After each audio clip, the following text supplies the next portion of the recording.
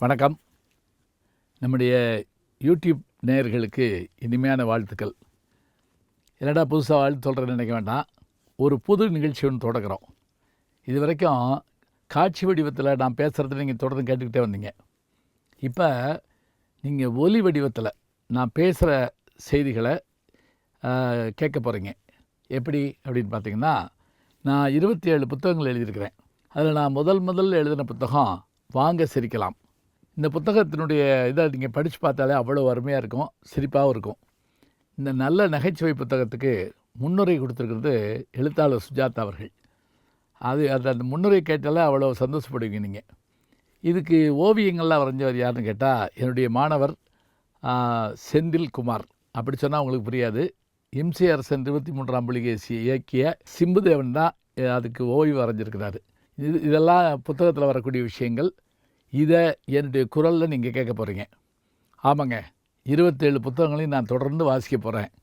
அதனுடைய முதல் படியாக வாங்க சிரிக்கலாம். இதோ உங்கள் செவிகளுக்காக.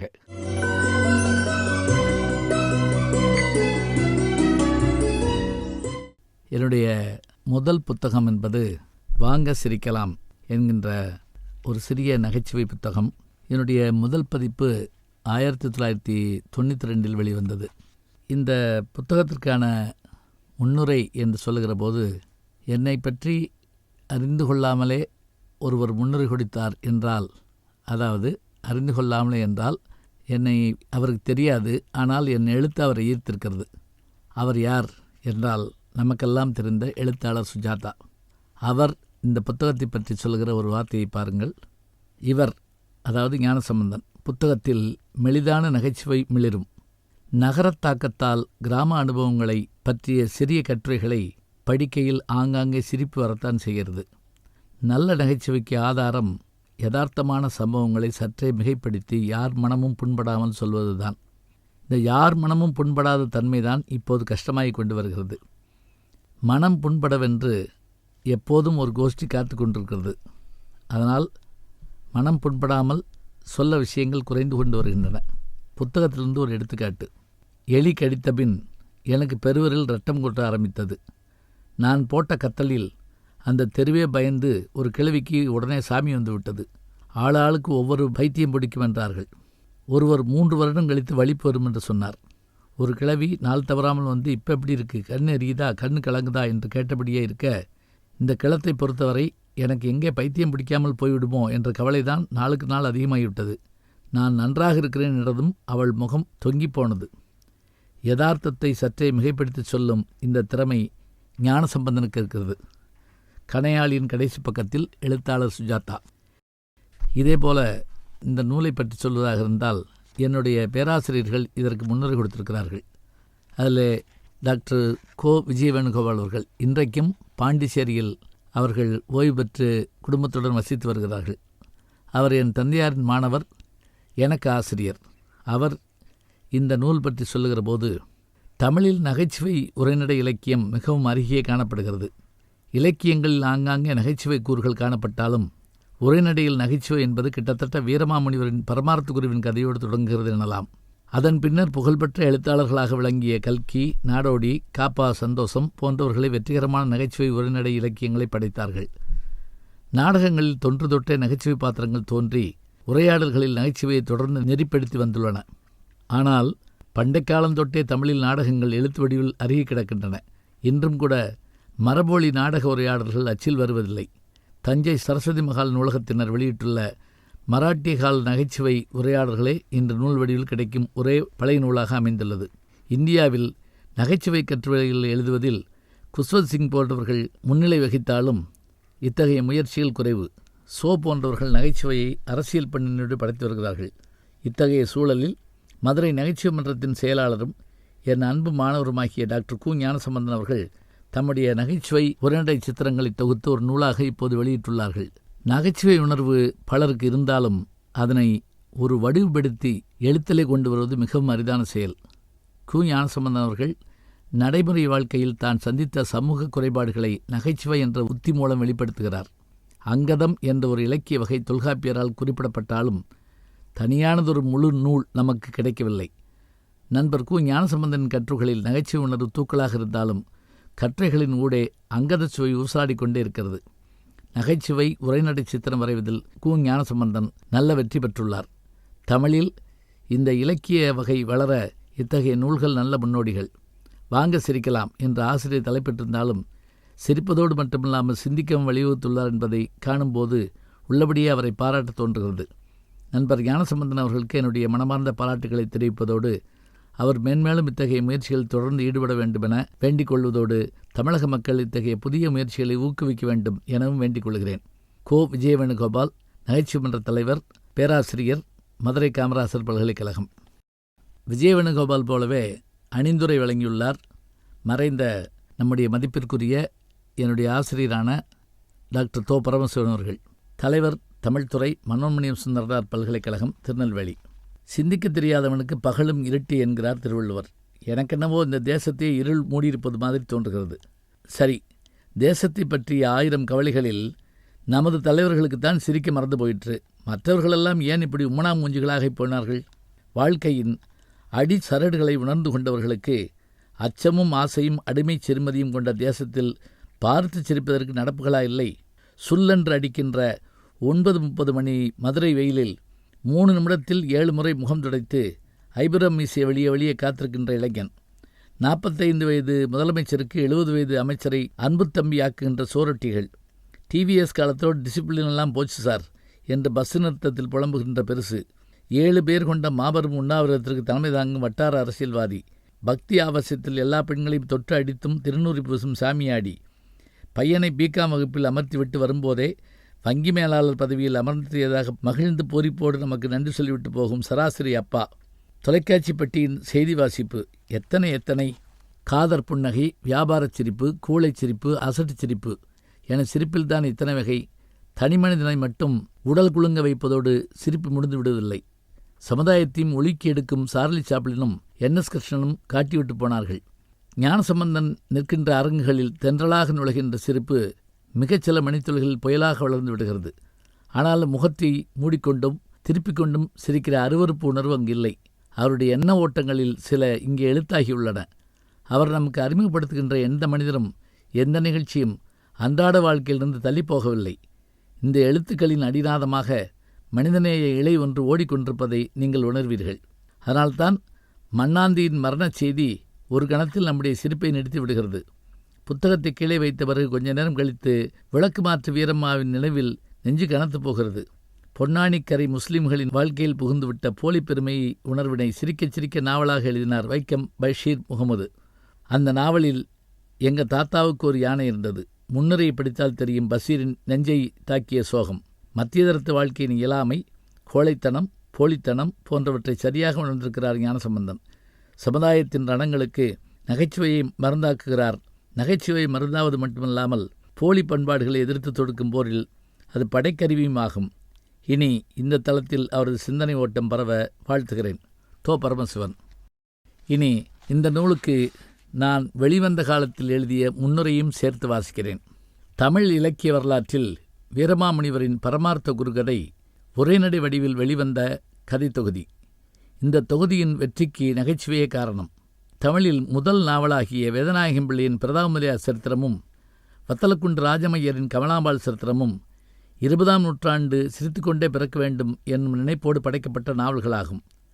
புதுமைப்பித்தன் கதைகளில் இலையோடுகின்ற சமூக அவலங்களை சாடுகின்ற நகைச்சுவை 21ஆம் நூற்றாண்டுக்கும் அதற்கு மேலும் ஒரு பெருமைக்குரிய வரம். கல்கி, தேவர் இவர்களின் எழுத்தே எனக்கு நகைச்சுவையை அறிமுகம் செய்து வைத்த எழுத்துக்களாகும். மைதிலி, கோமதியின் காதலன் போன்ற தேவனின் நாவல்களே எனது பாலை காலத்து நெருங்கிய தோழர்கள். பின்னர் சுஜாதாவின் நடையில் காணப்படுகின்ற துள்ளலும் கேலியும் இன்றளவும் நான் அவரிடம் கற்று வருவன. இவர்களிடம் நான் கற்றதை அதனோடு கிராமத்து சிந்தனையை அனுபவித்து இதை எழுதி பார்த்தேன். அவையே இந்நூல் வடிவம். இந்நூல் சில கற்றைகளை நான் கல்லூரியில் மதுரை காமராசர் பல்கலைக்கழகத்தில் படித்த காலத்தில் படைப்பிரங்கத்திற்காக எழுதியதை படித்த சிலரும், மதுரை வானொலியில் இதயத்தின் சங்கீதத்திற்காக வாசித்ததை கேட்ட பலரும் சிரித்ததால் இந்த புத்தகம் வெளிவருகிறது. பல்கலைக்கழகத்தின் தமிழ்துறை படிப்பரங்கில் என்னை கற்றையில் வாசிக்க தூண்டிய பேராசிரியர் திரு சுருளிவேல், நாசரேத் கல்லூரி அவர்களுக்கும் நன்றி. இதனை அப்போதே நூல் வடிவாக்க வேண்டும் என என்னை சந்தித்த போதெல்லாம் கேட்டுக்கொண்ட டாக்டர் சி கனகசபதி அவர்களை இப்போது நன்றியோடு நினைத்து பார்க்கிறேன். எனதருமை வகுப்பு தோழர் சுந்தர ஆவடையப்பன், அகில இந்திய வானொலி, பாண்டிச்சேரி அவர்களை அப்போது என் எழுத்துக்களை செம்ம செய்த செம்மல், அவருக்கும் இனிய நன்றி. எனது எழுத்தை முதல் தியாகராச செய்திமொழியில் வெளியிட்ட அதன் ஆசிரியருக்கும், தாமரை, மாலை முரசு, மதுரை மணி ஆகிய இதழ்களின் ஆசிரியர்களுக்கும் எனது நன்றி. இந்நூலுக்கு அணிந்துரை நல்கிய எனது பேராசிரியர், மதுரை காமராசர் பல்கலைக்கழக பேராசிரியர் டாக்டர் கோ விஜயவாணன் அவர்களுக்கு என் இனிய நன்றி. எனது வளர்ச்சியின் ஒவ்வொரு நிலையிலும் உடனிருந்த முழுக்க நிற்கும் பேராசிரியர் டாக்டர் தோ பரமசிவன் அவர்களுக்கு இதே கணித நன்றி. அதுபோல எப்போதும் உடனிருந்து நூலை செம்மை செய்ய உதவிய நண்பர்களுக்கும் இனிய நன்றி. நியூ செஞ்சுரி புத்தக நிலைய பதிப்புத்துறை மேலாளர் RS சண்முகம் அவர்களுக்கும் இனிய நன்றி. கடந்த 2 ஆண்டுகளாக மதுரையில் நகைச்சுவை மன்றத்தை உருவாக்கி அதன் புரவலராக திகழும் மீனாட்சி மிஷன் மருத்துவமனை நிறுவனர் டாக்டர் என் சேதுராமன் அவர்களின் அன்பும் ஆதரவும் இந்நூலை வெளியிட அவர் செய்த உதவியும் என்றைக்கும் என் நினைவுகளோடு உலா வரும். அவருக்கும் என் அன்பின் நன்றி. என் குடும்பத்தாரின் உதவியே இந்நூலுக்கு அழகுருவம். எனது துணைவி திருமதி அமுதா, குழந்தைகள் அர்ச்சனா, குரு ஆகியோருக்கு புன்னகையோடு நன்றி. நூல் உருவாக்கத்தில் ஆலோசனை வழங்கி அழகுற அச்சு வடிவில் அமைத்தந்த ஜெயம் பிரிண்ட் சுப குழந்தை வடிவேலன் அவர்களுக்கும் என்றென்றும் நன்றி. 2ஆம் பதிப்பு, 3ஆம் பதிப்பு என பல பதிப்புகளை கண்டது இந்நூல். இதில் கிராம பேருந்து, எலிவேட்டை, தெரிந்த முகம், டிஸ்கோ, ஆனா ஆவண்ணா, நான் கரும்பு வாங்க போனேன், தீபாவளி வெடிகள், கிராமத்து ராத்திரிகள், நாங்கள் போட்ட நாடகங்கள், குடி செயல் வகை என பல கட்டுரைகள் உள்ளன. முதலில் நாம் கிராம பேருந்தில் பயணப்படலாம். சான்றோர்களே, நீங்கள் அனைவரும் டவுன் பஸ்ஸை பார்த்து அதில் பிரயாணம் செய்து சுகப்பட்டிருப்பீர்கள். ஆதலால் அது பற்றி, அதன் உருவம் பற்றி அதிகம் இங்கு பேசப்படவில்லை. முதலில் இந்தியாவில் ரயிலை பார்த்தவர்கள் பலர். அவர்கள் இப்போது இருக்கலாம், இல்லாமலும் இருக்கலாம். பஸ்ஸை கண்டவர்கள் இருக்கிறார்கள். நான் எங்கள் ஊருக்கு முதலில் வந்த டவுன் பஸ்ஸையும் அது கிராமிய பஸ் ஆனதையும் சொல்லப்போகிறேன். அது தவிர டவுன் பஸ்ஸில் செய்யும் பிரயாணம் நாளுக்கு நாள் வசதி குறைவில் அடைந்து வரும் முன்னேற்றத்தையும் நாம் காணப்போகிறோம்.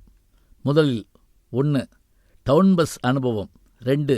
டவுன் பஸ்ஸில் ஏறும் முறைகள். 3. உட்கார இடம் பிடிக்கும் முறை. 4. பஸ்ஸில் தூக்கமும் அதன் பயன்களும். 5. பல முக்கிய தலங்களில் டவுன் பஸ்ஸின் அற்புதம் ஆகியவை பற்றி இங்கு பார்க்கலாம். பயணச்சீட்டு, டிக்கெட் வாங்காமல் பிரயாணம் செய்வது பற்றிய செய்திகள் இக்கட்டுரையின் 2ஆம் பாகமாக வெளிவரும். முதல் டவுன் பஸ் அனுபவம். ஒரு தடவை மதுரைக்கு எதற்கோ வந்தபோது, அன்றைக்குத்தான் எங்கள் ஊருக்கு முதல் டவுன் பஸ் வரப்போவதாக சொல்ல, நாங்களும் அதில் ஏறிப்போக ஆனந்தமாய் நின்றோம். எல்லோரும் அது பற்றி பேசினார்கள். அது சக்கரத்தில் ஓடப்போவதாகவும், ஒரு டிரைவரே போதுமென்றும், குறைந்த கட்டணம் என்றும் பேசிக்கொண்டு எங்கள் ஊரில் பாதி பேர் அங்கே இருந்தார்கள். திடீரென்று பெரும் ஆரவாரம். ஒரு பஸ் வந்தது. அது நான் நினைத்தது போல் இல்லை. மிகச் சாதாரணமாக திருவிழா பிச்சைக்காரனை போல பல இடங்களில் அங்ககீனமாக இருந்தது. SRW என்று அதற்கு பெயர். சீனிவாசா ரோடுவேஸ் என்ற பாடபேதமும் இருந்தது. ஒரு பக்க வாசல். எல்லோருக்கும் என்ன செய்வதென்று தெரியவில்லை. ஒரு கிழக் கண்டக்டர், வாங்க வாங்க, 50 பைசா தான், அந்த பஸ்ஸில் 60 பைசா, 10 பைசா இருந்தால் டீ குடிக்கலாம். ஐயோ, அது அந்த காலம். உடனே எல்லோரும் பாய்ந்தார்கள். கண்டக்டர் காணவில்லை. பாய்ந்து, ஏறி, மிதித்து, மிதிபட்டு, கீழே விழுந்து, எப்படியோ எல்லோரும் ஏறிவிட்டோம். டிரைவரை காணோம். பிறகு அவர் தரையிலிருந்து ஒரு ஓட்டை வழியாக மேலே வந்தார்.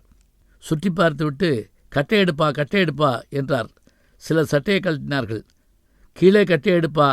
யாருக்கும் புரியவில்லை. அந்த கிழக்கண்டக்டர் எப்படியோ இறங்கி போய் 4 டயர்களையும் சுற்றி போட்டிருந்த பல மரக்கட்டைகளை எடுத்து வந்து வண்டிக்குள் போட்டார். வண்டு கிளம்பியவுடன் சல் என்று ஒரு தும்மல் போட்டது. நேற்று கடுமையான மழையில் நனைஞ்சது, அதுதான் என்று டிரைவர் பாசத்தோடு கூறினார். பிறகு கிடுகிடு என்று ஆட்டம். பூமி அதிர்ச்சி உண்டாச்சு என்பது போல எல்லோரும் கையில் அகப்பட்டதை பிடித்து கொண்டிருந்தார்கள். டிரைவர் கூட ஸ்டேரிங்கை பிடித்திருந்தால் மட்டும் ஆடவில்லை. பஸ் பல இடங்களில் குதித்தும் கும்மாளமிட்டும் உரிமையும் தள்ளாடியும், சில இடங்களில் நாங்களெல்லாம் சேர்ந்து தள்ளியும் கிறுகிறு என்று சுற்றியும் எங்கள் ஊர் வந்து சேர்ந்தது. மொத்தத்தில் நாங்கள் பிரயாணம் செய்ததை காட்டிலும் தள்ளி கொண்டு வந்ததே அதிக தூரம் இருக்கும். கண்டக்டரும் டிரைவரும் மட்டும் இறங்காமல் இருந்தார்கள். காரணம், அவர்களுக்கு தள்ளாத வயது என்று சொன்னார்கள். இப்படியாக ஊர் வந்து சேர்ந்த நாங்கள் பெருமையோடு வீடு போய் சேர்ந்தோம். அடுத்த நாள் முதல் டவுன் பஸ்ஸில் கட்டணம் குறைவு என்று செய்தியை மட்டும் பரப்பினோம். இப்போது எல்லாமே பாண்டியன் ராஜ்யம்தான். SRW இப்போது எங்கேயோ தெரியவில்லை. இருந்தாலும் நாங்களே எங்கள் ஊருக்கு வந்த முதல் டவுன் பஸ் பிரயாணிகள் என்று சொல்லிக்கொள்வதில் பெருமையடைகிறோம். டவுன் பஸ்ஸில் ஏறும் முறைகள். 1 மணி நேரத்துக்கு ஒரு டவுன் பஸ், மிக மோசமான பஸ். ஆனாலும் ஏறும் முறை அதில் தான் சாகசமே இருக்கிறது. ஒரு முகூர்த்த நாள், 2 பஸ்கள் வரவே இல்லை. கூட்டம் பெருகின்றது. சிலர் நர பற்களை கடித்து நின்றார்கள். பல்லில்லாத பெருசுகள் யாரையோ திட்டிக் கொண்டு போனார்கள். நானும் திகைத்தின்ற போது பஸ் வந்தது. சுமார் 200 பேர் பசி கொண்ட வேங்கை போல் அது மேல் பாய்ந்தார்கள். ஏய், ஆ, ஊ என்று சத்தம். யாரும் உள்ளே ஏறவில்லை, யாரும் இறங்கவும் முடியவில்லை. கீழே இறங்கியவர்கள் மீண்டும் வருக என்பதற்கேற்ப உள்ளே தள்ளப்பட்டார்கள். ஏறியவர்கள் அங்கிருந்து வெளியே தள்ளப்பட்டார்கள். ஒருவன் கடுமுயற்சி செய்து உடுக்க இழந்தவனாக உள்ளே போனான். அவனை யாரும் கவனித்ததாக தெரியவில்லை. பிறகு அவன் திடீரென்று மான உணர்வு வந்தவனாக வீறு கொண்டு தன் வேட்டியை தானே துச்சாதன் போல ஆவேசமாக இழுக்க, அதில் தொங்கிக் கொண்டு 2 பேர் உள்ளே சுலபமாக போனார்கள். ஒருவர் ஒரு செருப்பை கையில் எடுத்துக்கொண்டு பல பேர் தலையிலும் தலா 2 அடி அடித்து பின் மற்றொரு செருப்பை தேட குனிந்தார். அவரை பாலமாக்கி சில பேர் ஏறி நடந்து போனார்கள். நான் யார், எங்கிருக்கிறேன் என்றே தெரியவில்லை. முன்னே கடிவாளம் 3 பேர் தொட்டிலுக்க, பின்னே இருந்து 2 பேர் தள்ள, தெனாலிராமன் குதிரையைப் போல நான் தூக்கிச் செல்லப்பட்டேன். உள்ளே பஸ்ஸில் எனக்கு கால் பரவவில்லை, ஆனந்தத்தால் அல்ல. யாரோ புண்ணியவான்கள் என்னை தூக்கி கொண்டிருந்தார்கள். எவ்வளவு கெஞ்சியும் கீழே இறக்கிவிடவில்லை. இன்னும் பல பேர் உள்ளே வந்தார்கள். பலர் வந்து கொண்டே இருந்தார்கள். பிறகுதான் எனக்கு ஒன்று புரிந்தது. இந்த பஸ்ஸில் ஏறுவதில் முயற்சியுடையவர்கள்தான் நிகழ்ச்சி அடைவார்கள். நாம் ஒன்றும் செய்யாமல் கூட்டத்தோடு உட்கார்ந்திருந்தாலே போதும். தூக்கிச் செல்லப்படுவோம் அல்லது தூக்கி எறியப்படுவோம். இதை தவிர பாய்ந்து ஏறுதல், இடித்து ஏறுதல், கிள்ளி ஏறுதல், யாரையும் ஏட விடாமல் தடுத்தல், பிடித்திழுத்தல், பூட்ஸ் காலால் எப்படியும் சில பேரையாவது மிதித்தல் என பல வழிகளில் பஸ்ஸில் ஏறலாம். குறிப்பாக வேட்டி கட்டி பஸ் ஏறுவது சாலச் சிறந்தது அன்று. இடம் பிடிக்கும் முறை, எம்எல்ஏ சீட் வாங்குவது, மெடிக்கல் சீட் கிடைப்பது, என்ஜினியரிங் கல்லூரியில் இடம் கிடைப்பது இதெல்லாம் சும்மா சாதாரணம். டவுன் பஸ்ஸில் ஏறியவுடன் இடம் கிடைக்க வேண்டும். அதுவே ஊழ்வினையின் நற்பயன். சரி, முதலில் சொன்ன முறைப்படி ஏறிவிட்டீர்களா? பெரும்பாலும் எல்லா சீட்டிலும் யாரும் உட்காராமலே பையோ கர்ச்சிப்போ உடையோ அல்லது ஒரே ஆள் 10 பேருக்கு சீட் போட்டிருப்பார். இப்படிப்பட்ட நேரத்தில் பேசாமல் அந்த சீட்டில் இருக்கும் கர்ச்சிப்பை எடுத்து முகம் துடைத்துவிட்டு பக்கத்திலேயே கீழே போட்டுவிட்டு அமர்ந்து விடுதல் நலம். இடம் போட்டவன் வந்து கேட்டால், இதோ உங்கள் கர்ச்சிப், கீழே இடம் போட்டீர்களா என்று இரக்க உணர்வுடன் கேட்கலாம். ஒரு தடவை எல்லோரும் இடம் போடுகிறார்களே என்று நானும் ஒரு புத்தகத்தை வெளியிலிருந்து உள்ளே போட்டேன். யாரோ ஒருவன் எனக்கு முன்னாலே அதை எடுத்துக்கொண்டு போக நான் இடமும் இல்லாமல் புத்தகமும் இல்லாமல் இருந்ததுண்டு. ஆகவே இடம் பிடிப்பது அவரவர் விதிப்படியும் சமயோசித்தபடியும் நடப்பதாகும். சில சமயம் கண்ணு கட்டிய அதிர்ஷ்டம் கை கட்டாது. ஓடும் பஸ்ஸில் ஒருவர் வேகமாக எழுந்தார். அந்த இடத்திற்கு 4 பாய்ந்தோம். அவர் எச்சில் துப்பிவிட்டு அதே இடத்தில் அமர்ந்தார். இதுபோலும் சில நேரம் நிகழ்வதுண்டு. இப்படிப்பட்ட கூட்டமான பஸ்களில் கூட சிலர் தூங்கிக் கொண்டு வருவார்கள். இடம் பிடிப்பதே அதற்குத்தான். தூங்கிக் கொண்டும் தொங்கிக் கொண்டும் வருபவர்களும் உண்டு. சிலர் காசை கையில் வைத்து நீட்டியபடி தூங்குவார்கள். அதை கண்டக்டர் எடுத்துக்கொண்டு அந்த இடத்தில் டிக்கெட் வைக்க வேண்டும் என்பது முறை.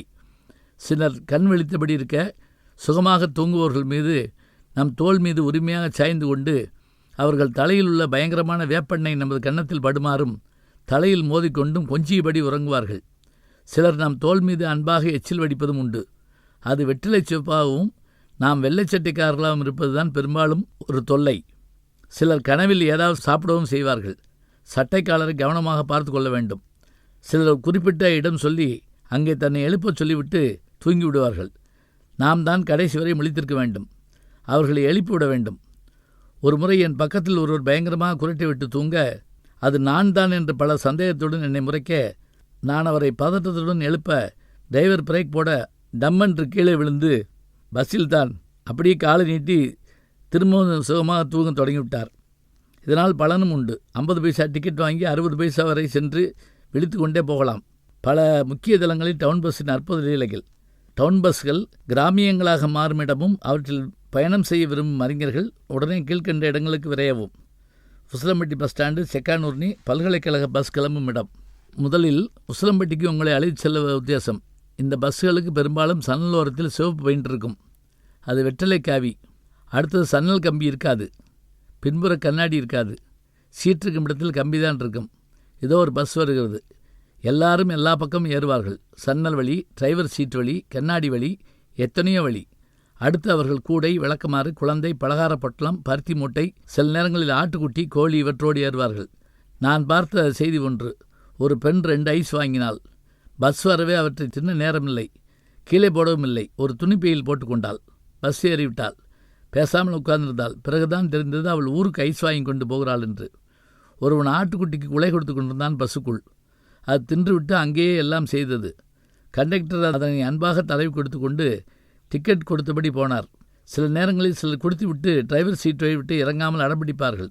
டிரைவர் அவர்களை ஒரு கையாலும் ஸ்டீரிங்கை மறுகையாலும் தாய்போல் அணைத்து கொண்டு ஓட்டுவார். இப்படி அநேகம் அன்றாட வாழ்வில் நடக்கும் வினோதங்களில் நாம் போய் வருவதை ஆச்சரியமான ஒன்றாகத்தான் கருத வேண்டும். நான் சொன்னது 1000ல் ஒரு பகுதிதான். விரிப்பின் வேதாந்தமாக கொள்ளலாம். இந்த செய்தி நான் எழுதிய போது 1982 எழுதிய செய்தி இது. இன்றைக்கு இதனுடைய நிலையெல்லாம் மாறியிருந்தாலும் கூட அந்த நினைவுகள் எப்போதும் தங்கியிருக்கிறது. வாங்க சிரிக்கலாம். எலிவேட்டை. யானைக்கு ஒரு காலம் வந்தால் பூனைக்கு ஒரு காலம் வரும். இது பழமொழி. புதுமொழி சொல்ல வேண்டுமென்றால் புலிக்கு பயந்த காலம் போய்விட்டது, எலிக்கு பயந்த காலமாகிவிட்டது என கூறலாம். அப்படி என்ன, எலிக்கு பலம் வந்துவிட்டது என நினைக்கிறீர்களா? எலியால் விளைந்த துயரையும் அதனால் விளைந்த பலன்களையும் உங்களுக்கு கூறட்டுமா? அப்போது நாங்கள் கிராமத்தில் இருந்தோம். மிகப்பெரிய பழைய வீடு. பெரும்பாலும் பகலில் கூட கீழே படித்திருப்பவரை மிதித்து கொண்டு போகும்படியான வெளிச்சம் உள்ள வீடு. அருகிலுள்ள சாக்கடையின் நறுமணம் தென்றலோடு கலந்து நாசியில் வீசும். இரவு நேரங்களில் திடீரென்று மின்சாரம் காணாமல் போகும். மழை வந்தால் நனையாமல் இருக்க வெளியே வந்துதான் நிற்க வேண்டும். அந்த வீட்டில் அதிகமாக இருந்தவை எலிகள் மற்றும் அவற்றின் வகைகள். நீங்கள் நினைப்பது போல் எலி என்றால் எல்லாம் எலியாகிவிடுமா? சாதாரண எலி, சுண்டலி, பெருச்சாளி, மூஞ்சூறு என பல்வேறுபட்ட சாதிகள் அவற்றில் உள்ளன. இதில் பெருச்சாளிகள் சுரண்டு வர்க்கத்தைச் சேர்ந்தவை. எல்லா எலிகளுக்கும் இக்குணம் இருந்தாலும் இவையே முதலாளி வர்க்கம். அடுத்தது மூஞ்சுரு, சுண்டலி போன்றவை வர்க்கக்கோட்டுக்கு கீழே வாழும் சாதி. எனக்கு தெரிந்து சாதாரண எலிதான் நடுத்தர வர்க்கம். இனி நாம் சில அபூர்வமான செய்திகளை காணப்போகிறோம். எலிகளில் கூட ஹிப்பி எலிகள் உண்டு. ஒரு நாள் இரவு 11 மணிக்கு எங்கேயோ போய்விட்டு வீட்டுக்குள் பாட்டு பாடியபடி வந்தேன். காரணம், என் பயத்தை போக்கிக் கொள்ளத்தான் பாட்டு. கதவை திறந்து லைட்டை போடுகிறேன் பாருங்கள். ஒரு சிறிய உருவம். அப்போதுதான் சாக்கடையை ஸ்நானம் பண்ணிவிட்டு சுத்தபத்தமாக ஹாலில் நின்று கொண்டிருந்தது. அது ஒரு ஹிப்பி பெருச்சாளி. நீங்கள் நினைப்பீர்கள், உடனே ஒரு கட்டையை எடுத்து அதை ஒரே அடியில் கொன்றேன் என்று. இங்குதான் நீங்கள் மிகப்பெரிய தவறு செய்கிறீர்கள். வீட்டில் எல்லோரும் உறங்க மிக நெருங்கிய தூரத்தில் நிராயுதபாணியாக நிற்கும் நானும், அதுவும் என்ன செய்வதென்று தெரியாமல் நிற்க, அது மெதுவாக என்னை நோக்கி வர ஒரு கணம் எனக்கு உயிரை போய்விட்டது. நாம் புறமுதுகு காட்ட விருப்பமில்லாமல் அப்படியே பின்வாங்க, அது போடா போ என்பது போல பார்த்துவிட்டு வாசல் படி வழியே விசிலடித்து கொண்டு சென்றது. நல்லவேளை என் முன்னோர்கள் செய்த புண்ணியம். என்னை அது கடிக்கவில்லை. கடித்தால் என்னாகும் தெரியுமா? சொன்னால்தானே புரியும். ஒரு முறை எங்கள் வீட்டு சமையல் அறை சுவரில் சுரண்டல் சத்தம் அதிகமானது. வீட்டில் எல்லோரும் சுவரையே பார்த்து கொண்டிருக்கிறோம். முதலில் சத்தம் அதிகமாக இருந்தது. பட்டாணி கடலையோடு கொஞ்சம் மணலை போட்டு வென்றால் எப்படி சத்தம் வருமோ அந்த மாதிரி சத்தம். இப்போது சுவரில் ஓட்டை விழுந்தது. நான் உடனே அதை அடைக்க வேண்டும் என்று நினைத்து ஏதோ ஒரு காகிதத்தை சுருட்டி அதில் வைத்தேனே இல்லையோ, வெடுக்கென்று ஒரு கடி. எனக்கு கை பெருவிரலிலிருந்து ரத்தம் கொட்ட ஆரம்பித்தது. நான் போட்ட கத்தலில் இந்த தெருவே பயந்து பதறி எடுத்து ஓடியது. ஆளாளுக்கு ஒவ்வொரு வைத்தியம் சொன்னார்கள். சிலர் எலி கடித்தால் பைத்தியம் பிடிக்கும் என்றார்கள். ஒருவர் சொன்னார் 3 வருடம் கழித்து வலிப்பு வரும் என்றார். கடைசியில் ஒருவர் வந்து எனக்கு மந்திரித்தார். அது எப்படி தெரியுமா? ஒரு கொப்பு வேப்பிலையை கொண்டு வந்து என் கண்முன்னே நரநரவென்று பற்களை கடித்து என்னை பார்த்து பயங்கரமாக சிரித்து, அந்த வேப்பிலையால் அடித்த அடி போதும் போதும், எலிக்கடியே தேவலை, அடுத்த வேளை பத்தியம், 3 நாளைக்கு 2 வேளை குளிக்கணும், 3 மிளகு தின்னு தண்ணி குடித்து கிழக்கு பார்த்து துப்பணும், இப்படி பல. இதற்கிடையில் துக்கம் விசாரிக்கு தினசரி விருந்தாட்கள் வந்தபடி இருந்தார்கள். இதற்கு வெறிநாய் கடித்திருந்தால் கூட தேவலை. அதே நேரம் எலி கடித்து செத்தவர்கள், பக்கவாதம் வந்தவர்கள், தனியாக சிரித்து பாயை பிராண்டியவர்கள் ஆகிய உத்தம புருஷர்களின் வீர வரலாறுகள் எனக்கு நாள் தவறாமல் சொல்லப்பட்டன. ஒரு கிழவி நாள் தவறாமல் என்னிடம் வந்து, இப்போ எப்படி இருக்கு, கண் எரியுதா, கண்ணு கலங்குதா என்று கேட்டபடியே இருக்கும். அந்த கிழத்தை பொறுத்தவரை எங்கே எனக்கு பைத்தியம் பிடிக்காமல் போய்விடுமோ என்ற கவலை நாளுக்கு நாள் அதிகமாகிவிட்டது. போன வருஷம் கூட அந்த கிழவி என்னை பார்த்து கேட்ட கேள்வி, இப்போ எப்படி இருக்கு, ஒன்றும் ஆளையே என்பதுதான். நான் இல்லை, நன்றாக இருக்கிறேன் என்றதும் ஏமாற்றத்தில் அந்த கிழவியின் முகம் தொங்கி போனது. ஆகவே பெரியவர்களே, அதற்கு பிறகு எனக்கு எலி பற்றிய பாடம் வந்தால் கூட நான் அதை படிப்பதில்லை. அப்படி இருக்க ஒரு குண்டு பெருச்சாளியை 1 அடி தூரத்தில் பார்த்த என் கதையை சற்றே நினைவு கூர்வீர். இனி எங்கள் வீட்டில் எலி தொல்லையை ஒழிக்க பல முயற்சிகள் மேற்கொண்டோம். அதில் அடுத்த வீட்டுக்காரர் சொன்ன யோசனை எலிப்பாசனம் வாங்கி அதை எலிக்கு பிடித்த உணவில் வைத்து பல இடங்களில் வீட்டில் வைப்பது என்று. அதன்படி நாங்கள் செய்யப்போக வந்தது விபரீதம். பல இடங்களில் எலி செத்து விழ அதை தெருக்கு வழி ஒன்று தின்றுவிட்டு உண்ட மயக்கத்தாலோ வேறு எதனாலோ சாக அந்த கோழிக்காரி ஓடி வந்து மொழிக்கு முதலாக வரும் உயிரெழுத்துக்களை கொண்ட 12 எழுத்துக்களையும் முதலாக கொண்ட கெட்ட வார்த்தைகளை கொண்டு சுமார் 8 மணி நேர மில் தொழிலாளி போல நின்று வைத்திருத்தாள். ஆனால் எங்களின் இந்த முயற்சியால் எலிகள் குறையவில்லை. பதிலாக எங்களுக்கும் அவைகளுக்கும் இடையே ஜென்ம பகை மூண்டது. இந்நிலையில் இது பற்றி பலரிடம் வினா நிரல் தொடுத்து பேட்டி கொண்ட போது பலரும் கூறிய ஒரு கருத்து, ஒரு பூனை வளருங்கள். இதற்காக நான் பூனைக்குட்டி தேடி வீடு வீடாக போனேன். அது அவ்வளவு சுலபமாக கிடைக்கவில்லை. பல வீடுகளில் பூனை கர்ப்பமாக இருப்பதாகவும் குட்டி போட்டதும் முதல் குட்டி தருகிறோம் என்றும் சத்திய வாக்களித்தார்கள். கடைசியில் ஒரு வீட்டில் ஒரு பூனைக்குட்டி கிடைத்தது. அதை பார்த்து நான் திடுக்கிட்டேன். காரணம், அது மூஞ்சூர் குட்டி அளவுதான் இருந்தது.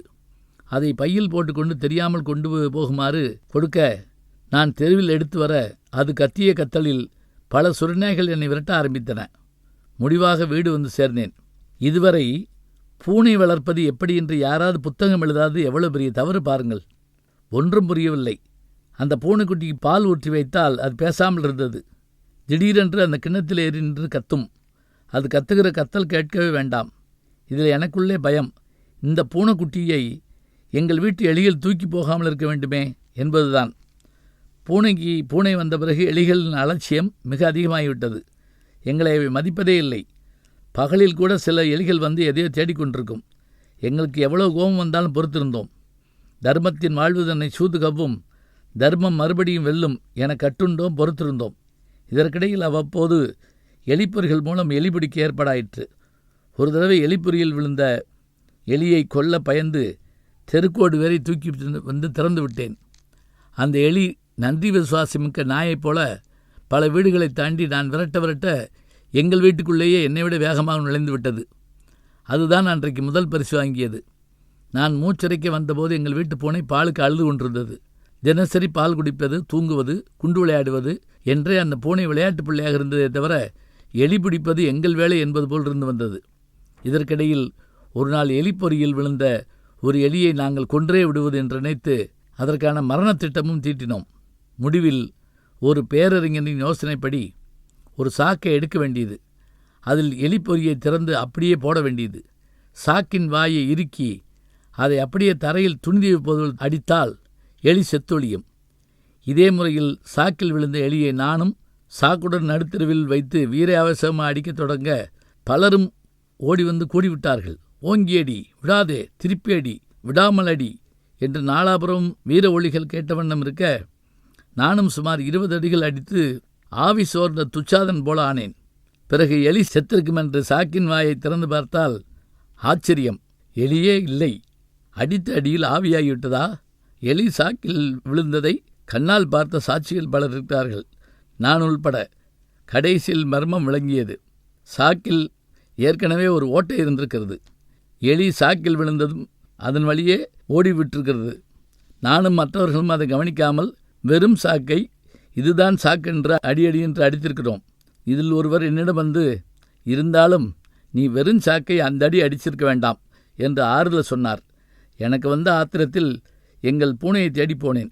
அது என் படுக்கையில் படுத்து போர்த்தி கொண்டு உறங்கி கொண்டிருந்தது. இனி சுருக்கமாக சொல்வதானால், எலியை பிடித்து பக்குவப்படுத்தி பாலுடன் கலந்து கொடுத்தால் அந்த பூனை எலியை பிடிக்கிற வம்சமாக தோன்றவில்லை. சில மாதங்கள் கழித்து அந்த பூனை வினோதமான வேலை ஒன்று செய்தது. எங்கேயோ எந்த ஜென்மத்திலேயோ செத்த ஒரு எலியை தூக்கி கொண்டு வந்து நடுவீட்டில் வைத்து தின்னத் தொடங்கியது. அது அநேகமாக மாரடப்பால் செத்த எலியாக இருக்க வேண்டும்.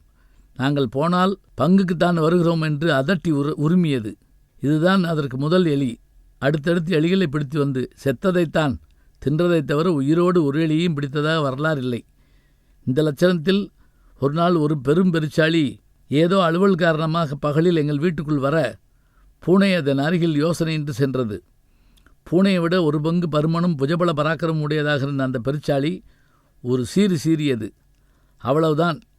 செத்தோம் பிழைத்தோம் என்று பூனை ஓட நாங்கள் எங்கள் தெருவில் மிக பலசாலியான ஒருவரை அழைக்க அவர் விறகு கட்டையுடன் பெருச்சாலியை நெருங்க எல்லோரும் மூச்சு விடாமல் அந்த காட்சியை பார்த்து கொண்டிருந்தோம். மெத்தென்றொரு அடி. அடித்த வேகத்தில் விறகு கட்டை மேலே வர பல அடிகள் வாங்கிய பெருச்சாளி சிரித்து கொண்டே முன்னேற அவர் பயந்து சில கண்ணாடி பொருள்களையும் சட்டிபானைகளும் உடைத்து எறிய முடிவு மிகச் சோகம். அவர் அதற்கு பிறகு அகிம்சை தத்துவத்தை மேற்கொண்டார். முடிவாக சில செய்திகள். பூனை வளர்ந்து குட்டி போடும் நிமித்தமாக காணாமல் போய்விட்டது. பழைய வீடு இடித்து கட்டியாகிவிட்டது. இப்போதெல்லாம் அவ்வெளிகள் எப்போதாவது வந்து போகும் தூரத்து விருந்தாளிகளாகிவிட்டன. என்ன இருந்தாலும் அந்த நாட்கள்தான். வாங்க சிரிக்கலாம். தெரிந்த முகம். எனக்கு நினைவு தெரிந்த நாள் முதலாகவே இந்த வீரம்மாவை பார்த்திருக்கிறேன். விளக்கு மாற்று வீரம்மாள் என்ற பெயர் சுற்றுப்பட்டிகளில் கூட பிரபலம். அநேகமாக இவள் பிறவியிலேயே விதவை என்பது ஒரு சாரார் கருத்து. பெரும்பாலும் சடையாகவும் இல்லாமல் மொட்டையாகவும் இல்லாமல் ஒரு மாதிரியாக தொங்கும் முடி. அதை பார்த்தாலே சடாமுடி நினைவிற்கு வரும். 50 வயதை தாண்டிய உடம்பு. தான் எதையும் சட்டை செய்யாதவள் என்பதை காட்டுவது போல சட்டை போடாத உடம்பு. சேலையை கட்டி அதனையும் இடுப்பில் இழுத்துச் சொருகி ஆடுகால் தசை தடங் என்றாதர வலது கையில் விளக்கு மாற்றையும் இடது கையில் வாளியையும் பிடித்து சிலர் வீட்டு வாசலை பெருக்குபவள். பெரும்பாலும் காலையில் மட்டுமே காட்சி தருபவள். ஒரு நாள் காலையில் பார்க்காவிட்டால் இனி அடுத்த நாள் காலையில் தான் பார்க்க முடியும். இடையில் எல்லார் வீட்டிலும் எல்லா வேலைகளையும் பார்ப்பாள். சாதாரண நேரமாக இருந்தாலும் கையில் விளக்குமாறு மட்டும் இல்லாமல் இருக்காது. பீமனின் கதாயுதம் போல இவளுக்கு விளக்குமாறு. இவள் பேசி கேட்க வேண்டுமென்று நினைப்பவர்கள் தகரட்டினொன்றில் மண்ணை பரப்பி அதன் மீது ஒரு கல்லை வைத்து தேய்த்தால் போதும், இவளுடைய குரல் கேட்கும். எப்போதும் யாரையாவது நாசமாக போகச் சொல்லிக்கொண்டே இருப்பாள். நாசமாக போவது இவளை பொறுத்தளவில் கடைக்கு போவது போல. அன்றைக்கு காலையில் நான் படித்து கொண்டிருந்த போது வந்தாள் வீரம்மா. தம்பி, இந்த நாயத்தை பாத்தியா? நான் அன்றைக்கு முழித்த முகம் சரியில்லை என்பதை அப்போது உணர்ந்தேன். தம்பி, இந்த நாயத்தை பாத்தியா? எந்த நாயம்? எந்த நாயமா? அட, நீ கொள்ளையில் போக, நீ நென்ன இடம் நீர் முங்கி போக நீ விளங்குவியா? இல்லை, புட்டலா போயிடுவ, பொசுங்கி போவ. எனக்கு அழுகை வராத குறைதான். என்றைக்கும் இல்லாமல் இன்றைக்கி தான் நான் பரீட்சைக்கு படிக்க உட்கார்ந்தேன். அப்போது தான் தெரிந்தது காலையில் படிப்பது எவ்வளோ தவறு என்று. நிறுத்து, நீ என்ன சொல்கிற வீரம்மா? சொல்கிறேன், சொரக்காய்க்கு உப்பு இல்லைன்னு. அவ தான் அந்த கட்டையில் போகிறவ, குருட்டு, விதவை என்பதன் தமிழ் சொல். இன்னைக்கு காத்தாலே நான் வச்சிருந்த சாணியை எடுத்து எரு தட்டிவிட்டா. அவளை சும்மா விடுவேனா? விளக்க மாத்மால சுங்கு பருத்துவேன். ஏண்டி, எங்கிட்டயா டான்ஸ் பண்ணுற? உன் குளம் என்ன, குடி என்ன? அடி நாற்று நடுற நல்லம்மா, நாற்று விலை என்னம்மான்னே. அவள் தொடர்ந்தாள். அப்போதுதான் தெரிந்தது அவள் திட்டியது என்ன இல்லை என்றும், அவள் விரோதியான யாரோ ஒரு நல்லம்மாவையோ பொல்லம்மாவையோ என்றும். ஏன் வீரம்மா, நீதான் எப்பவும் சாணி ஏற்ற வீட்டில் தானே எடுப்ப, என்ன ஆச்சு? என்ன ஆகும்? கொடுமைன்னு கோயிலுக்கு போனால் அங்கே 2 கொடுமை ஆடிக்கிட்டு வந்துச்சான். அதுபோல் அவள் தொடர்ந்தாள். அந்தாதியில் தொடங்கி பழமொழியில் விளையாடுவது அவளுக்கு கைவந்த கலை. அந்நேரம் உள்ளே இருந்து என் பாட்டு வெளியே வந்தாள். வீரம்மாளின் கண்ணும் முகமும் பாட்டியை கண்டதும் பிரகாசித்தன. அவள் குரல் மாறியது. வீரம்மா ஆனந்தத்துடன் ஆரம்பித்தாள். எம்மா, அந்த கழுதை அந்த தடிப்பயலோட ஓடிட்டா. எனக்கு தெரியும். மினிக்கு சடா பண்ணி பின்னாடி வந்தாளா சின்ன பொண்ணுன்னு சொல்கிறாப்புல இருந்தா சொல்லாமல் ஓடிட்டா. ஏன் தெரியுமா? சுற்றுமுற்றும் பார்த்து விட்டு குரலை தாழ்த்தி ஏதோ பிசாசு ரகசியம் சொல்வது போல சொன்னாள். அவள் 3 மாதமும் முழுகாமல் இருக்காளாம். அதுக்கு ஏன் ஓடணும்? ஓடுகாலி குடும்பம் ஓடித்தான் தொலையும். இவ அம்மா என்ன வாழ்ந்தா? அவர்கள் பேச்சு தொடர்ந்தது. பாட்டு பிடிபட்டால் நான் தப்பித்தேன். இன்னொரு நாள் என்னை பிடித்தாள். தம்பிக்கிட்ட இந்நேரத்தில் சொல்லப்படாது. நேற்று 2வது ஆட்டம் விட்ட பிறகு அந்த திண்ணையில் வந்து படுத்தேனா தூக்கம் வரல. என்னாச்சு தெரியுமா? மழை பெஞ்சிச்சா. மழையும் பெயலை, ஒரு மண்ணும் பெயலை. அந்த செவடம் முண்டாட்டி சந்து வழியாக போனான். என்னடா இந்நேரத்தில் போகிறாளே நோட்டம் விட்டேன். போனால் 10 நிமிஷமாக திரும்பி வரல. 1 நிமிஷம் நிறுத்தினாள். அவள் யாரையாவது ஓடி போயிட்டாளா என்று நான் கேட்க வாயை திறந்தேன். தம்பி, கவனமாக கேளு. உள்ளே போனவ சாணியோடு வர்றா. அவள் தான் தினம் சாணி எடுக்கிறா. அப்போவே பிடிச்சிருப்பேன். காலையில் பாரு. காலையில் பார்த்தால் தெருவே அலறியது. விளக்கு மாற்ற திருப்பி பிடித்து வீரம்மாள் சுழற்றி சண்டை போட சாணி எடுத்தவள் அதே முறையில் இவளை அடிக்க கிராமத்தில் ஒரு உக்கிரமான போர் முன்னறிவிப்பின்றி நடைபெற்றது. சண்டை முடிவில் அவளை எல்லா வார்த்தைகளிலும் திட்டிவிட்டு வீரம்மாள் எங்கள் வீட்டுக்கு வந்தாள். தம்பி, ஒன்று நீ சத்தியம் பண்ணு, இல்லாட்டி நான் சத்தியம் பண்ணுறேன், உன் கண்ணு அவிஞ்சு போகும் அப்படின்னு அவட்ட சொல்லிட்டு வந்தேன் என்று தொடர்ந்தாள். வயதானவள், விதவை, அனாதை, படிக்காதவள், வாழ்க்கையில் போற்றி பாதுகாக்கும் சொத்து ஊர்ச்சாணம் மட்டும்தான். அவள் அறிந்த அக இலக்கியமெல்லாம் உடன்போக்கு, ஓடிப்போவது போன்றவையே. பேசுவது பழமொழியும் செந்தமிழும், செய்வதோ புறநானூற்று போர்கள். இவளன்றோ தமிழ்குடியின் வீர மரத்தி. வாங்க சிரிக்கலாம். டிஸ்கோ. உலகத்திலேயே எனக்கு பிடிக்காத விஷயங்கள் 2. ஒன்று எண்ணெய் தேய்த்து குளிப்பது, அடுத்தது முடிவெட்டி கொள்வது. குறிப்பாக முடிவெட்டி கொள்வதென்றால் மரண பயம்தான். அதற்கு காரணம் சொல்ல வேண்டுமென்றால் சில பூர்வ புண்ணிய கதைகளை நீங்கள் தெரிந்துதான் ஆக வேண்டும். சிறுவயதில் நான் முடிவெட்டி கொள்ள தனியாக செல்லக்கூடாது. உலகமே மாறினாலும் என் அப்பா கம்பீரமாக உடன் வந்தே தீருவார். எங்களுக்கு முடிவெட்ட ஒரு ஆஸ்தான முடி திருத்தாளர் இருந்தார். அவரை தவிர யாரிடமும் நான் முடிவெட்டக்கூடாது. பெரும்பாலும் அவர் எங்கள் வீட்டுக்கே வந்து விடுவார். அது அந்த காலம். சாமி, கிராப் வெட்டட்டுமா என்று அவர் அன்பாக கேட்டபடி எனக்கு முடிவெட்டத் தொடங்குவார். என் அப்பாவின் முன்னால். அந்த முறையை நினைத்தால் உடம்பே நடுங்கும். எல்லா முடிகளையும் ஒன்றாக்கி ஒரு கையில் கொத்தாக பிடித்து மறுகையில் கத்திரியால் வெட்டி சாய்ப்பார். பின்மண்டையில் மிஷின் ஒன்றால் ஒரு தேய் தேய்ப்பார். முடிந்தது. அப்போது என்னை பார்த்தால் அநேகமாக ஏதாவது ஒரு ஆதீனத்தின் இளைய சன்னிதானம் போல இருப்பேன். ஒரே கோபமும் அழுகையுமாய் வரும். ஒன்றும் சொல்ல முடியாது. தான் வெட்டி சாய்த்த தலைகளை வீரமாக சுற்றி வரும் வீரனைப் போல என்னை ஒருவன் சுற்றி பார்ப்பார். அந்த ரவுண்ட் முடிய 3 நிமிடமாகும். அவர் சரி சொன்னால்தான் முடி வெட்டி முடித்தாகிவிட்டது என்று அர்த்தம். என் அப்பாவுக்கு திருப்தி இல்லாவிட்டால் செகண்ட் ஷிப் தொடங்கும். இப்படியே பலகாலம் நடந்தபின் உலக அனுபவம் பெற வேண்டி நான் தனியே முடிவெட்டி கொள்ள சில சமயம் செல்வேன். அப்படி செல்லும்போது ஆற்றங்கரை பக்கத்துக்குத்தான் வருவேன். அங்கு தென்னை மர நிழலில் அந்த முடிவெட்டும் வேலை தொடங்கும். அவன் முடிவெட்ட நான் அநேகமாக தூங்கி விடுவேன். பிறகு எழுந்துக்கு வீட்டுக்கு வருவேன். காரணம், வைகை ஆற்றின் கரையோரம் ஜில்லென்ற தென்னந்தோப்பில் ஒரு மண்குடிசையில் முடிவெட்டத் தொடங்கும் அவன் பெரும் அரசியல் செய்திகளை சொல்லி முடிப்பதற்குள் எனக்கு தூக்கம் வந்துவிடும். நான் வெளியே சென்று முடிவெட்டி கொள்வது என் அப்பாவிற்கு பிடிக்காது என்பதை வந்தவுடன் வாசலில் மறித்து என் தலையை பார்த்தபடி அவர் கேட்கும் கேள்விகளில் அறியலாம். எப்போ பரீட்சை? தெரியல. எதிரியாமல் எது காலேஜுக்கு போகிற? ஏன் பேசாமல் இருக்க? குளிச்சியா? இனிமேத்தான். போய் தொலை. எல்லாம் வாசலில் தான். சில நாட்கள் சரியாகிவிடும். இப்படியாக நான் இருந்து வரும் காலத்து ஒரு முறை உடல் நலம் குன்றியதால் வெகு நாள் கழித்து ஒரு நாள் முடிவெட்ட யோசித்த போது எங்கள் ஊரில் புகழ்பெற்ற சலூன் பெயரை பல நண்பர்கள் சிபாரிசு செய்ய அங்கே சென்றேன். நான் வாசலில் நுழைந்ததுமே அந்த சலூன்காரர் ஏதோ உயிர் நண்பனை பார்க்க வருவது போல ஓடி வந்து என்னை கட்டிப்பிடிக்காத குறையாக அழைத்து சென்றார். அவருக்கும் என் வயதுதான் இருக்கும். சிறு குறிப்பு, இவர் எங்கள் ஆஸ்தான முடிதிருத்தாளரின் மகன் என்பதையும் ஆற்றை விட்டு சலூனுக்கு மாற்றிக்கொண்டது இந்தியாவின் முன்னேற்றத்தை காட்டுகிறது என்பதையும் அறிவீர்களாக. சிறிய அறையில் நடுநாயகமாக 2 சுழல் நாற்காலிகள். முன்னே ஒரு கண்ணாடி, பின்னே ஒரு கண்ணாடி.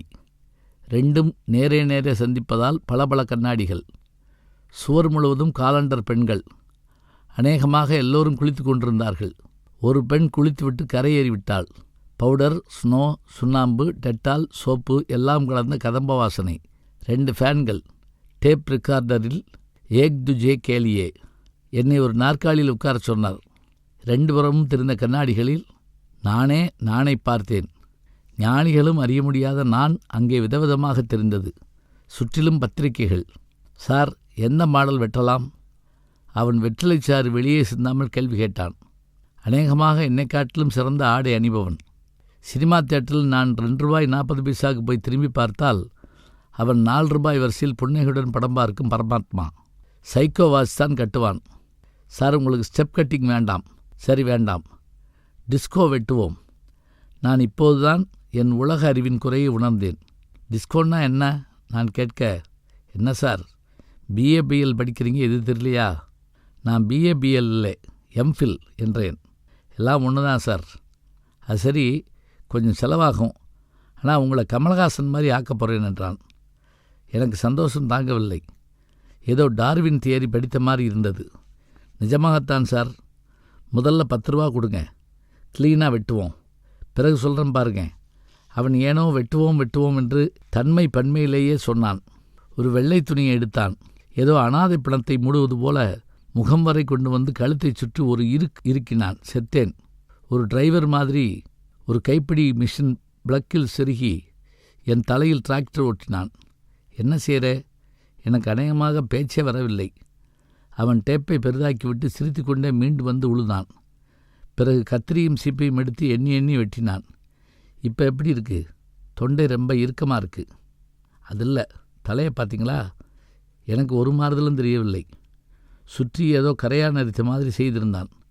நேர வீட்டுக்கு போய் குளிக்கணும். தலையில் ஒரு அழுக்கு இருக்கக்கூடாது. சரியாக 1/2 மணியில் வாங்க என்றான். நானும் மந்திரவாதிகளுக்கு பயந்து நடக்கும் சிறுவனைப் போல வீட்டுக்கு போய் அங்கிருந்து எல்லா சோப்பையும் தலையில் போட்டு ஃபேனில் உலர்த்தி விட்டு பஞ்சு போல வந்து சேர்ந்தேன். வாங்க 2 மணி நேரம் ஆகும் என்றான் அவன். அப்போ நாளைக்கு வரட்டுமா? அட அதில்ல சார், உங்களுக்கு இப்போ நான் டிஸ்கோ பண்ண 2 மணி ஆகும். சாப்பாடு ஆச்சுல்ல? ஆமாம் என்றேன் சோகத்துடன். இப்போ இதில் உட்காருங்க. பலர் வந்து போனார்கள். முடிவாக நான் சேரில் ஏற்றப்பட்டேன். அவனுடன் ஒரு உதவியாளனும் இருந்தான். ஒரு பெட்டியை எடுத்து வந்தான். ஒரு திரவ பாட்டிலை எடுத்தான். அந்த பாட்டில் ஒரு பெண் தலைவிரிகோலமாக செத்த மாதிரி கிடந்தாள். மற்றொரு டப்பாவிலிருந்து பல பிளாஸ்டிக் கிளிப்புகளை கீழே கொட்டினான். 30 ரப்பர் வளையத்தை எடுத்தான். இன்னும் பெயர் தெரியாத பொருள்கள் பல. அந்த உதவியாளன் அடிக்கடி தானே சிரித்து கொண்டான். எல்லாம் ரெடியா? ரெடி என்ன? கடவுளே, என்ன செய்ய போகிறார்கள்? ஏதோ ஆப்ரேஷன் தேட்டர் போலவும் நான் உயிருக்கு மன்றாடும் நோயாளி போலவும் அந்த டாக்டர்கள் நினைத்தார்கள். சாரை ஆடாமல் பிடிச்சிக்கோ. இல்லை, நான் ஓட மாட்டேன். ஓடாமல் இல்லை, ஆடாமல் பிடிடா. உதவியாளன் சிரித்தபடி என்னை வந்து இரும்பு பிடித்தான். அவன் திரவ பாட்டிலை திறக்க அதிலிருந்து ஆவி போனது. எனக்கும் தான். அதை ஒரு பஞ்சில் தோய்த்து என் மண்டையில் வைத்தான். சுரீர் என்று மின்சாரம் பாய்ந்தது போல் இருந்தது. சல்ஃபியூரிக் ஆசிடையும் வேப்பெண்ணையும் கலந்தது போல் இருந்தது வாசனை. இப்படி பல இடங்களில் தடவி பின் பிளாஸ்டிக் கிளிப்பை எடுத்தான். சார், தலையப்புறம் சுருள் முடி ஆக்க 100 கிளிப் போடணும். ஆனால் உங்களுக்கு 30 தான் போட போகிறேன் என்றவன் அந்த திரவம் தேய்த்த இடத்தில் 10 முடியை எடுத்தான். நேராக பிடித்தான். பிளாஸ்டிக் கிளிப்பில் வாயை பிளந்து மூடியை திணித்து ஒரு காயத்தை சுற்றி ரப்பர் பேண்டு போட்ட பல சுருட்டாக சுருட்டி மடக்கி நான் கத்த 1 போட்டாச்சு சார் என்றான். இதே முறையில் 30 போட்டான். தலை முழுவதும் பிளாஸ்டிக் கிளிப், எரிச்சல், திரவம், ரப்பர் பேண்ட். ஏதோ கோமாளி மாதிரி கழுத்தை சுற்றி துணி. பிடித்து கொள்ள ஒருவன். நான் இப்படி காட்சியை கனவிலும் கண்டதில்லை. ஒரு வழியாக முடிந்தது. சார், 2 மணி நேரம் இப்படி இருக்கணும் என்று கட்டளையிட்டவன், டேய் சாருக்கு படிக்க புத்தகம் கொடு என்றபடி வெளியே போய்விட்டான். உதவியாளன் சிரித்தபடி ஒரு பத்திரிகையை கொடுத்தான். பயங்கர விஷயங்கள். ஏதோ ஒரு நேசன், மேனகா டைரக்டருடன் ஓட்டம், சினிமா அல்ல உண்மை என்பது போன்ற அதிமுக்கிய செய்திகளை படித்தபடி 30 கிளிப்பையும் தலையில் தாங்கியிருந்தேன். உதவியாளும் காணாமல் போனான். அந்த சலூனில் இப்போது நானும் காலண்டர் பெண்கள் மட்டுமே பாக்கி. 2 பேர் அப்போது உள்ளே வந்து என்னை வினோதமாக பார்த்தார்கள். பின்னர் அவர்களுக்குள் நடந்த உரையாடல் இது. என்ன இவன் மண்டையில் பொடுகா இருக்கும், அதான் இப்படி போட்டிருக்காங்க. பேசாமல் ஆஸ்பத்திரிக்கு போயிருக்க வேண்டியதானே? சரிவா போவோம். எனக்கு அழுகை வராத குறைதான்.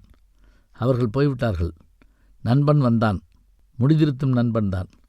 சார், இதை படித்து அர்த்தம் சொல்லுங்க என்று ஒரு புத்தகத்தை கொடுத்தான். அதில் தான் திரவம் தடவும் முறையும் எப்படி பயன்படுத்த வேண்டும் என்ற முறைகளும் இருந்தன. எல்லாம் ஆங்கிலத்தில். இதில் ஒன்றுமே உனக்கு தெரியாதா? சத்தியமாக தெரியாது. அப்புறம் எப்படி எனக்கு தடவின? சும்மா ஒரு உத்தேசம்தான். சொல்லுங்க, என்ன போட்டிருக்கு? சத்தியமாக எனக்கும் புரியவில்லை. அதில் 15, 20, 30 என்று ஏதோ போட்டிருக்க. அதை நான் நிமிஷம், நேரம் என்று மொழிபெயர்த்தேன். அவனும் புரிந்து கொண்டு அடுத்த ஒருவனுக்கு அதை செய்யப்போவதாக சொன்னான். வாழ்க அவன் தொண்டு. ஒரு வழியாக 2 மணி நேரம் ஆக மீண்டும் இருவர் வந்து ஏதேதோ செய்து பிடுங்கி இழுத்து அத்து எடுத்த பின், சார் இப்போ பாருங்க. பார்த்தேன். ஒன்றும் தெரியவில்லையே.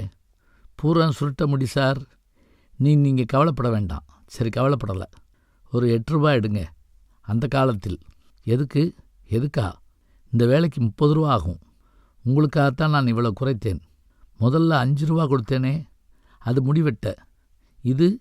இதுதான் டிஸ்கோ. டேய் போடுறேடு. நான் தலை முடியை நொந்தபடி பணம் கொடுக்க அவர்கள் பல பாட்டிலிருந்து பல எண்ணெய்களையும் டப்பாக்களிலிருந்து பல பவுடரும் எடுத்து பூசி பூசி என்னை புது ஆளாக மாற்றினார்கள். சார், இனிமேல் தான் நீங்கள் கவனமாக இருக்கணும். என்ன செய்யணும் தெரியுமா? இந்த பக்கம் வரக்கூடாது என்றேன். அதெல்லாம் சார், தினமும் சாம்பு போட்டு குடிக்கணும். 1 வாரம் கழித்து தினம் எண்ணெய் போட்டால் தான் முடி கருகருன்னு வளரும் என்றான். உபதேசம் முடிந்த பிறகு எல்லோரும் தூங்குகிற நேரத்தில் நான் வீட்டுக்கு போனேன். என்னை ஒரு முறை ஏற இறங்க பார்த்தார் என் அப்பா. இன்றைக்கி முடி வெட்ட போகிறேன்னு சொன்னியே, வெட்டிக்கலையா? இதற்கு நான் யாரை நொந்து கொள்வது? 2 ரூபா தர்றேன், போய் வெட்டிக்கோ. வாங்க, சிரிக்கலாம். முதல் நாள் பள்ளிக்கூட அனுபவங்கள். ஆவண்ணா, அன்று உலகமே சந்தோஷத்தில் ஆழ்ந்திருக்க, சூரியன் கிழக்கே உதிக்க, எங்கள் வீட்டில் எல்லோரும் அவசரமான காரியங்களில் ஈடுபட, நான் காலையில் எழுப்பப்பட்டேன். குளிப்பாட்டப்பட்டேன். வெளுத்த உடைகள் எனக்கு அணிவிக்கப்பட்டன. கழுத்தில் மாலை போடாத ஆடு மாதிரி நான் முழிக்க என்னை பள்ளிக்கு அழைத்து சென்றார்கள். அநேகமாக இழுத்து சென்றார்கள். பள்ளிக்கூட வாசல் ஒரு சிறுவனை குய்ய முறையோ என்று போட்டு யாரோ அடிக்க எனக்கு அப்போதே காய்ச்சல் வந்தது. அது கிறிஸ்தவ பள்ளி. இயேசுநாதர் சிலுவையில் அறையப்பட்டிருந்ததை பார்த்தவுடன் எனக்கு உயிரே போய்விட்டது. யாரோ ஒழுங்காக பள்ளிக்கூடத்துக்கு வராத பையன் என்று நினைத்தேன். என் கூட வந்த ஒருவனும் அதை ஆமோதித்தான். அப்போது எனக்கு வயது 6.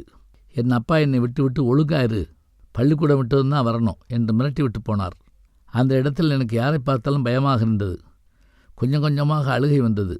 என் பக்கத்தில் இருந்த பெண், மண்டையில் முடியே இல்லை, அருகே வந்து உன்னை ஒன்றுக்கு விடவும் கொல்லுவேன் என்று மிரட்டிவிட்டு போக எனக்கு அப்போதே உடம்பு ஈரமானது. உடனே யோசித்தேன், உயிர் பெரிதா கல்வி பெரிதா? தவிர பள்ளிக்கூடத்துக்கு வந்த அன்றைக்கே நான் சாக விரும்பவில்லை. பையை எங்கேயே போட்டுவிட்டு ஒரே ஓட்டம். வீட்டில் போய் பயங்கர அழுகை. யார் சொல்லியும் கேட்கவில்லை. கடைசியில் அம்மா ஒரு ஆறுதலான வார்த்தையை சொல்ல அமைதியானேன். நீ நாளைக்கு பள்ளிக்கூடம் போக வேண்டாம் என்ற வார்த்தை தான் அது. இரவில் கனவில் அந்த மொட்டைப்பெண் பலமுறை வந்து போனாள். பிறகு 1 வாரம் தெருவில் தட்டான் பிடித்தேன். சாக்கடையில் கப்பல் விட்டேன்.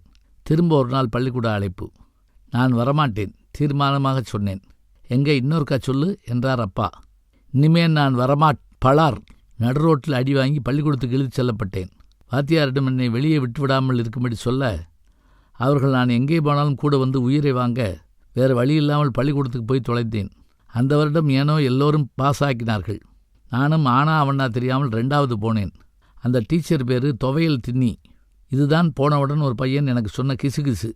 அதாவது துவையலை அரைத்து எப்போதும் தின்று கொண்டே இருக்குமாம். அப்படி ஒரு பிராணி. அந்த டீச்சருக்கு அடிக்கடி மகா கோபம் வரும். வந்தால் அன்று எல்லோரும் செத்தோம். அது கணக்கு டீச்சர் ஆனதால் எல்லோருக்கும் சரியாக 2 அறை கொடுக்கும். என்னிடம் வந்து, ஏய் 12 2ஆல் வகு, இல்லாட்டி நான் உடனே வகுந்துடுவேன் என்று சொல்லி என் காதை ரேடியோவை திருவது போல திரிகியது. எனக்கு அப்போதுதான் வகுத்தல் என்றால் என்ன என்று புரிந்தது. அந்த வகுப்பு மூலையில் எப்போதும் ஒருவன். அவன் பேர் மண்ணு தின்னி. அவன் மண்ணு தின்னும் முறை வினோதமாயிருக்கும். முதலில் தன் நாக்கால் நன்றாக எச்சில் துப்பி வைத்து கொண்டு அதை அப்படியே தரையில் தேய்த்து ஐஸ்கிரீம் போல ஒவ்வொரு விரலாக சுவைப்பான். வயிறு பானை போல் இருக்கும். நான் சரியாக கணக்கு போடாதால் என்னை அந்த மண்ணாந்தையுடன் உட்கார வைத்தார்கள். நான் போன புதிதில் அவன் ஏதோ எனக்கு கொடுக்காமல் தின்பதாக நினைத்து கேட்டேன். அவன் தன்னுடைய சுலபமான முறையை செய்கையால் விவரித்து என்னையும் தின்னச் சொன்னான். அந்த வயதிலேயே மண்ணாசை பிடித்து அலைந்தவன் அவன் ஒருவனாகத்தான் இருந்திருப்பான். அவன் பள்ளிக்கூட தரையெல்லாம் சுத்தப்படுத்தி முடிந்தால் சுவரில் உள்ள அழுக்கையும் சாப்பிடத் தொடங்குவான். ஒரு மகிழ்ச்சியான செய்தி. அந்த வகுப்பு கோஎஜுகேஷன். காலேஜ் மாதிரி பாகுபாடெல்லாம் கிடையாது. யார் வேண்டுமானாலும் எங்கு வேண்டுமானாலும் உட்காரலாம். சில தண்டனை மாணவர்கள் பின்னால் இருப்பார்கள். இப்படித்தான் நான் ஏதோ படித்து 4ஆம் வகுப்பு வரை வந்தேன். அந்த வகுப்பு வேளையில் ஒரு நாள் ஒரு கிழவி தன்னுடன் ஒரு பையனை அழைத்து கொண்டு வந்து சேர்ந்தாள். அவன் பேர் தேவதாஸ். அவன் எல்லோரையும் விட உயரமாக பயப்படும்படி இருப்பான். அவன் பாட்டி அவனிடம் அந்த பள்ளிக்கூடமே அலறும்படி என்று கத்தினாள். அடே தேவிடு, எவளாச்சும் உன்னை அடித்தாங்கன்னா உடனே சொல்லு, அவங்க கையை முறித்து அடுப்பில் வச்சுவிடுவேன் என்றாள். அது அநேகமாக கிளாஸ் வாத்தியாரையும் உட்படுத்தித்தான் என்பது பின்னால் போக போக தெரிந்தது. அவன் வந்த 3ஆம் நாள் என்னிடம் வந்து ஒரு உடைந்த பிளேடை காட்டி, உன் குச்சியெல்லாம் கொடு, இல்லாட்டி இந்த பிளேடால் கீறுவேன் என்றான். எனக்கு உடம்பு நடுங்கத் தொடங்க அவ்வளவு குச்சியும் கொடுத்தேன். அவன் வகுப்பில் எல்லோரிடமும் இப்படியே மிரட்டலை பயன்படுத்தி ஒரு பயங்கர பிராணியானான். இதற்கெல்லாம் சிகரம் வைத்தாற் போல ஒரு அற்புத பயங்கர கண்கொள்ளா காட்சி ஒன்று ஒரு நாள் நடந்தது. விளையாட்டு வாத்தியார் பெயர் காமதேனு. பார்ப்பதற்கு மெலிந்த பீடி போல் இருப்பார். பெரும்பாலும் அவர் இருமல் தொடங்கும் போது நாங்கள் கிரவுண்டில் ஓடத் தொடங்குவோம். ஓட்ட முடிந்தாலும் இருமல் தொடரும். அவர் ஒரு நாள் தேவதாஸ் சரியாக ஓடவில்லை என்று அடித்து விட்டார். மறுநாள் அந்த பள்ளிக்கூடமே அதிர்ந்தது. தேவதாஸின் பாட்டி தன் பேரனை அடித்தவனை தேடி வந்தாள். அடித்த ஆசிரியர் பாட்டியை பார்த்து பயந்து ஓட, பாட்டியும் விரட்ட, 2வது ரவுண்டில் ஆசிரியர் பிடிபட்டார் பாட்டியிடம். இதற்கு மேல் அந்த பரிதாபத்தை நான் சொல்ல முடியாது. தேவதாஸின் கை ஓங்கியது. நாங்கள் கொத்தடிமைகளாய் படித்தோம், பயந்தோம். ஒரு நாள் எங்கள் அப்பாவுக்கு டிரான்ஸ்ஃபர் வர நாங்கள் குடும்பத்துடன் குடிபெயர்ந்தோம். புதிய நகர பள்ளிக்கூடம், புதிய மக்கள், புதிய வாழ்க்கை. இப்போது கிராமத்தில் அந்த பள்ளிக்கூடத்தை இடித்து நல்ல மகசூலுக்காக ஆங்கில பள்ளியாக்கிவிட்டார்கள். பழைய ஆசிரியர்கள் இப்போது இங்கே யாரும் இல்லை. ஆனால் ஆச்சரியம், அந்த பழைய தேவதாஸ் அங்கே வாட்சிமேனாக மணியடித்து கொண்டிருந்தான். அவன் மீசையை பார்த்து இப்போதும் எனக்கு பயம்தான். மன்னாந்தையை விசாரித்தேன். அவன் 5ஆம் கிளாஸ் படிக்கிறப்ப செத்து போயிட்டான் என்றான் தேவதாஸ். அந்த அதிர்ச்சியிலிருந்து நான் இன்னும் மீளவில்லை. வாங்க சிரிக்கலாம். கரும்பு வாங்க போனேன். பொங்கல் வரப்போகுது. வீட்டை சுத்தப்படுத்தணும், பொங்கல் வைக்கணும், கரும்பு வாங்கணும். தலைக்கு மேலே வேலை இருக்குது. தலைக்கு மேலே வேலை இருக்குது என்று சொன்னதும் நான் என்னவாக இருக்கும் என்று யோசித்தேன். ஒட்டடை அடிக்கணும். இன்றைக்கி எங்கேயும் போகாதீங்க என்று என் மனைவி சொன்னதும் எனக்கு குளிர்காய்ச்சலே வந்தது. காரணம், எங்கள் வீடு பெரிய வீடு. பழைய பொருள்கள் ஏராளம், அதிகம் உண்டு. வீட்டை 2 பகுதிகளாக பிரித்து முன்பாதியை நானும் பின்பாதியை குழந்தைகளும் ஒட்டடை அடிக்க தொடங்கினோம். அப்போதுதான் வெள்ளையடித்திருந்தோம். எங்கும் தூசி. தடால் என்று ஏதோ ஒன்று விழுந்து நொடுங்கியது. நான் என்ன என்று கேட்க, ஒன்றுமில்லை, ஒரு பாத்திரம் என்றான் பையன். சிலிங் என்றொரு சத்தம். ஒன்றுமில்லை, ஒரு கண்ணாடி கிளாஸ் என்றேன் நான். டமால். இப்போது என் பெண் ஒன்றுமில்லை, பழைய வால் கிளாக் என்றாள். அப்போது பார்த்து என் மனைவி மணி பார்த்து சொல்லுமாறு என் பையனை கேட்க, அவன் பேசாமல் இருக்க அவள் விடாமல், டேய், பெரிய முள் எங்கே இருக்குது, சின்ன முள் எங்கே இருக்குது என்று கேட்டாள். பையன், பெரிய முள் வாசல் படியிலும் சின்ன முள் ஜன்னல்லையும் இருக்கு என்றான். அதோடு சரி. எங்களை யாரையும் ஒரு வேளையும் சொல்லுவதில்லை. நாங்கள் பாட்டுக்கு திரிந்தோம். வீடு தானே சுத்தமானது. அடுத்து வீடு ஒதுங்க வைக்க வந்தோம். அப்போது பரீட்சை பேப்பர் ஒன்று என் கையில் சிக்கியது. அதில் கணக்கில் 10க்கு 2 என்று இருக்க என் கண்கள் சிவந்தன. என் பையனை கூப்பிட்டு, என்ன படிக்கிறாய் நீ? இங்கே பார் உன் லட்சணத்தை. நீ எப்படி பெரியவனா வருவ என்று பயங்கரமாய் சத்தம் போட்டு, என்கிட்ட காட்டக்கூடாதுன்னு ஒளிச்சு வச்சிருக்க இல்லையா என்று மிரட்டி கேட்டேன். அவன் நடுநடுங்கி போய்விட்டான். பேசாமல் இருந்தான். சத்தம் கேட்டு வந்த என் மனைவி, எதுக்கு பிள்ளையை அப்படி மிரட்டுறீங்க என கேட்டுவிட்டு பேப்பரை வாங்கி பார்த்தாள். நீயும் சேர்ந்து மறைச்சிருக்க இல்லை, இவன் படிக்கிற லட்சணத்தை பாரு என்று குதித்தேன். இதென்ன உங்கள் பேரில் போட்டிருக்கு? கஷ்டகாலம். இது நீங்கள் படிக்கிறப்ப வாங்கின மார்க்கு. என்னடா ரொம்ப பழசாக இருக்கேன்னு பார்த்தேன். நீங்கள் குழந்தைய மிரட்டுறீங்களாக்கும். அவள் போட்ட சத்தத்தில் நான் நடுங்கி போனேன். அதிலிருந்து பொங்கல் வருகிறது, வீடு சுத்தப்படுத்த வேண்டும் என்றாலே எனக்கு பிடிப்பதில்லை. இந்த மாதிரி விஷயத்தில் நீங்களும் கவனமாக இருக்கணும். எக்கு தப்பாக சிக்கிவிடக்கூடாது. அடுத்தது அங்கள் கரும்பு வாங்க போனோம். கவனமாய் பார்த்து வாங்கிட்டு வாங்க, நல்லா கரும்பாக இருக்கட்டும். அசரீரியாக உள்ளிருந்து சத்தம் கேட்டது. நானும் பையனும் கரும்பு விற்கும் இடத்திற்கு போனோம். வாங்க சார், வாங்க வாங்க. போன வருஷம் பார்த்தது. டேய், சாருக்கு நல்ல கரும்பாயிடு. நான் பூரித்து போனேன். எங்கு போனாலும் நல்லவர்கள் இருக்கிறார்கள். போன வருடம் பார்த்ததை கூட அவன் நினைவில் வைத்திருக்கிறானே என்ற மகிழ்ச்சி. சார், அப்புறம் அந்த பொண்ணு என்னாச்சு? எந்த பொண்ணு? அந்த வாளியை திருடி போச்சே. எந்த வாளி? பட்டாணி கடையில் இருந்த வாளி. எந்த பட்டாணி கடை? அவன் நொந்து போனான். சார், தெரியாமல் கேட்டுவிட்டேன். இந்தாங்க கரும்பு. ஒன்று 2 ரூபாய். இது அந்த காலத்தில் நான் சொல்வது. 2 ரூபாயா? கொஞ்சம் குறைச்சி கொடுப்பா. சரி. அவன் கரும்பை வாங்கி வெட்டி பாதியாக கொடுத்தான். நான் விலையை குறைக்க சொன்னால் நீ கரும்பை குறைக்கிறியே. முடிவா என்ன சொல்கிற சார்? முடிவா என்ன சொல்கிற நான் கேட்டேன். சரி சார், தெரிஞ்ச ஆளாக போயிட்ட. ஒரு கரும்பு 2 ரூபா. 2ஆ வாங்கினேன்னா 5 ரூபா என்றான். அப்படி வா வழிக்கு என்று சந்தோஷமாக வாங்கி கொண்டு வந்தேன். வீட்டிற்கு வந்ததும் எங்கள் வீட்டு மாடு வாசல் நிற்பது தெரிந்தது. அது கரும்பை ஆசையோடு பார்த்தது. நாளைக்கு மறுநாள் மாட்டு பொங்கல் பாருங்க, அதனால் இதையும் கண்ணுக்குட்டியும் ஆற்றுக்கு ஓட்டிகிட்டு போய் குளிப்பாட்டிட்டு வாங்க என்று மனைவி சொன்னாள். ஏன்? மாட்டுக்கார முருகப்பா என்ன ஆனா? அவன் பொங்கலுக்கு ஊருக்கு போயிட்டான். எங்கள் வீட்டு மாடு மிகவும் பாசமானது. யாரையும் கூசாமல் முட்டும். எந்த மாட்டுடனும் வம்பிழுக்காமல் வராது. முருகப்பன் இருந்தால் தான் அதற்கு சரிப்பட்டு வரும். நாளைக்கு மறுநாள் தானே மாட்டு பொங்கல். நாளைக்கு போனால் என்ன? நான் சோகத்தோடு கேட்டேன். சார், வாங்க எங்கள் மாட்டோட ஆற்றுக்கு போவோம் என்று கூப்பிட்டார் அடுத்த வீட்டு நண்பர். சரி, அவரே மாடி பிடித்து போகும்போது நான் போனால் என்ன? 2 பேரும் கிளம்பினோம். கயிற்றை சுழற்றி கையில் பிடித்ததும் எங்கள் மாடு பாய்ந்து ஓடத் தொடங்கியது. நான் அதன் பின்னால் ஓட, அதை கண்ட அடுத்த வீட்டுக்காரர் மாடு எதிர் திசையில் ஓட, அவர் அத்திசையில் ஓடினார். 2 பேரும் எதிர் திசையில் பறந்தோம். எங்கள் மாடு முதலில் ஒரு வீட்டுக்குள் புகுந்து நேராக ஓடி அந்த வீட்டு கொல்லைப்புறம் வழியாக வெளியே வந்தது. நானும் அதேபோல் செய்தேன். வீட்டுக்கு சொந்தக்காரர்கள் 8 திசையில் ஓடினார்கள். பிறகு மாடு தெருவழியாக வேகமாக ஓட எதிரில் ஒரு குழந்தை வந்து கொண்டிருந்தது. இந்த காட்சியை பார்த்த ஒருவன், காடு காடு, மலர்ந்தே மலர்ந்தே, மாடு குழந்தே குழந்தே என்று உளறியபடி ஒரு மரத்தில் ஏறி விழுந்தான். எங்கள் மாடு யாரையும் லட்சியம் செய்யாமல் ஓடி 6வது தெருவில் அடுத்த வீட்டுக்காரன் மாட்டை நேருக்கு நேர் சந்தித்து மோதி திருப்புழுதியை கிளப்பியது. மாடுகள் ஒருபுறம் சண்டை போட நாங்கள் தனித்தனியாக நின்று ஒருவரை ஒருவர் திட்டிக் கொண்டோம். எதையும் கண்டிச்சு வளர்க்கணும் சார், படிச்சிருந்தா போதுமா என்றார் அவர். யோ, மாடு படிக்கவே இல்லையா, உன் மாட்டை அடித்து வளர்க்கணும், நீ அடியாத மாடு படியாது. நானும் அவரும் தை தை என்று குதித்தோம். அது தை மாதமாதலால் அப்படி குதித்தோம். நாங்கள் பேசிக்கொண்டிருக்கும்போது 2 மாடுகளும் எங்களை நோக்கி வர நாங்கள் சண்டையை தற்காலிகமாக நிறுத்திவிட்டு ஓடத் தொடங்கினோம். பிறகு 2 மாடுகளும் எங்கோ ஓடிப்போய்விட்டன. நான் அன்றைக்கு எங்கள் ஊரில் இருந்த எல்லா தெருக்களையும் அலசி ஆற்றுக்கு போய் தோப்புக்கு போய் மாட்டை காணாமல் எரிச்சலோடு வீட்டுக்கு வந்தபோது என் மகன் எங்கள் மாட்டை பிடித்து அதன் கழுத்தை தடவி கொண்டிருந்தான். அது அவனை பாசத்தோடு பார்த்து கொண்டிருந்தது. என்னை பார்த்ததும் இந்த மாடும் முட்டுமா என்பது போல் பார்த்தது. நான் தான்ப்பா மாட்டை ஆற்றுக்கு போய் குளிப்பாட்டி கொண்டு வந்தேன் என்றான் மகன் பெருமையோடு. அடுத்த வீட்டுக்காரர் மாட்டை தேடிக்கொண்டு இன்னும் ஓடிக்கொண்டிருப்பதாக எனக்கு செய்தி வந்தது. ஆறுதலாக இருந்தது. ஆக வீடு வெள்ளையடித்தாகிவிட்டது, மாடும் ரெடியாகிவிட்டது. பொங்கல் வர வேண்டியதுதான் பாக்கி. விடிந்தது, பொங்கல் வந்தது. எங்கும் மங்கள இசை, தமிழர் திருநாள். வீட்டுக்கு வந்த நண்பர்களை வரவேற்று பொங்கலும் கரும்பும் கொடுத்து பேசி கொண்டிருந்தேன். எந்த வேலையை செஞ்சாலும் அதில் ஒரு ஒழுங்கு இருக்கணும் சார், சுத்தமாக செய்யணும். அதிலும் குறிப்பாக எதையும் எங்கையால் செஞ்சால் தான் எனக்கு திருப்தியாக இருக்கும் என்று நான் கூற பொங்கல் சாப்பிட்ட நண்பர்களும் அதை ஆமோதித்தார்கள். வாங்க சிரிக்கலாம்.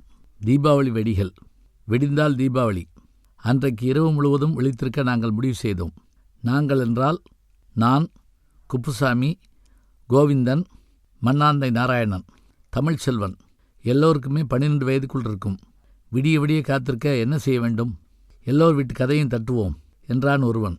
போடா, தீபாவளிக்கு எவனும் தூங்க மாட்டான், கதவையும் அடைக்க மாட்டான். இது கோவிந்தன். சரி, ரொட்டியில் ரோல் கேப்பை வச்சு நாய்க்கு கொடுப்போம், அது திங்கிறப்ப டமால் டமால்னு வெடிக்கும், நாய் சந்தோஷமாக குறைக்கும் என்றான் தமிழ்ச்செல்வன். இந்த யோசனையும் எனக்கு பிடிக்கவில்லை. பேசாமல் திருடன் போலீஸ் விளையாடலாம் என்றேன். எல்லோரிடமும் துப்பாக்கி வேறு இருந்தது. வேட்டு துப்பாக்கி தான்.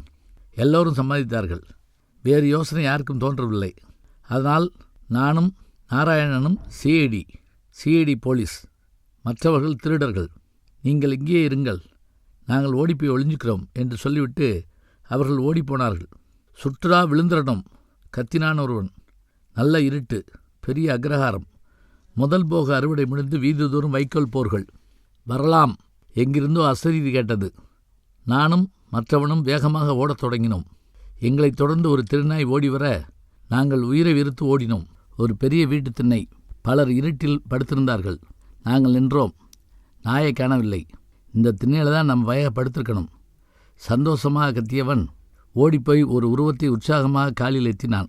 எந்திரி எந்திரி. நானும் கேப் துப்பாக்கியோடு தயாராக இருந்தேன். ஓடினால் சுட வேண்டாமா? அந்த உருவம் மெதுவாக எழுந்தது. மச்சான், யாரோ ஒருத்தர் என்னை எழுப்புறான் என்ற பயத்துடன் கூடிய ஒரு பெருங்குரல் கேட்டது. சரையில் 5-6 பேர் எழுந்தார்கள். எவன்டா டேய்? பயங்கர சத்தம். எனக்கு உயிரே போய்விட்டது. அது அறுவடைக்கு பிழைக்க வந்த கூட்டம். அதில் சிலர் பெண்கள். என் கூட வந்தவன் விவரம் தெரியாமல் ஒரு பெண்ணை போய் எழுப்பியிருக்கிறான். அடுத்த நொடி அவன் என்னை கீழே தள்ளிவிட்டு வேகமாக தெருவில் ஓட, நான் அவனையும் தாண்டி பயங்கரமாக ஓட, திருடன் திருடன் என்று தெருவே எழுந்து இருட்டில் ஆளுக்கு ஒரு பக்கம் ஓடி யாரை விரட்டுகிறார்கள் என்று தெரியாமல் எல்லோரும் எல்லா தெருவிலும் ஓடிக்கொண்டிருந்தார்கள். நாங்கள் அவரவர் வீட்டுக்கு ஓடிப்போய்விட்டோம். தெருக்களில் முக்குக்கு முக்கு திருடனை பற்றி பேச்சாக இருந்தது. நாங்கள் யாரும் வாயை திறக்கவில்லை. ஒரு வழியாக அந்த தீபாவளி இரவில் அந்த தெருவே விழித்திருந்தது. எப்போது விடிந்தது என்று எனக்கு தெரியவில்லை. எல்லோரும் வெடிவிட்ட சத்தத்தில் எழுந்தேன். வேகமாக குளித்தேன். புது உடை போட்டேன். சாப்பிட்டேன். தெருவுக்கு வந்தேன். நேற்று ராத்திரி பயங்கர திருடங்க 4 பேர் வந்து ஊரையே சூறையாட பார்த்தாங்களாம். பேச்சியம்மா அளந்து விட்டு கொண்டிருந்தாள். நாங்கள் ஒன்றாகச் சேர்ந்தோம். எல்லோருக்கும் சிரிப்பு. ஒன்றும் சொல்லவில்லை. தெருவில் வெடி போட்டோம். டேய், அந்த வீட்டில் போய் வெடி விடுவோமா என்று கேட்டான் கோவிந்தன். எங்கள் தெருவில் யார் என்ன செய்தாலும் கோபிக்கும் மனிதர் ஒருவர் உண்டு. அவர் பேர் சுப்பிரமணி. சிறுவர்களை கண்டாலே பிடிக்காது. யார் போனாலும் திட்டுவார். விடுமுறை நாட்களில் தெருவில் பையன்களை கண்டால் காதை பிடித்து திருகி வீட்டில் கொண்டு போய் விடுவார். எங்களை கண்டால் ஆகவே ஆகாது. அவரை கண்டாலும் எங்களுக்கு கோபம் வரும். அப்போது ஒருவன் சொன்னான், டேய், காலையில் அவர் வீட்டுக்கிட்ட நடந்து போனேன். என் மேலே தண்ணியை ஊற்றினார்ரா. அவரை வீட்டை விட்டு வெளியே வராமல் பண்ணணும் என்றான். எல்லோரும் அவர் வீட்டு வாசலுக்கு போனோம். எவனும் இந்த பக்கம் வரக்கூடாது. தீபாவளி ரூமா என்னடா அது வெடி விட்டுக்கிட்டு? போய் அப்பா அம்மா சொல்கிறத கேட்டு படிங்கடா என்று அவர் கத்தினார். அப்போது எங்களோட வந்த ஒருவன் அவர் வீட்டு வாசலுக்கு துணிச்சலாய் போனான். என்னடா திமிரா, சொன்னால் கேட்கல? அவர் சொல்லிக்கொண்டே வந்தார்.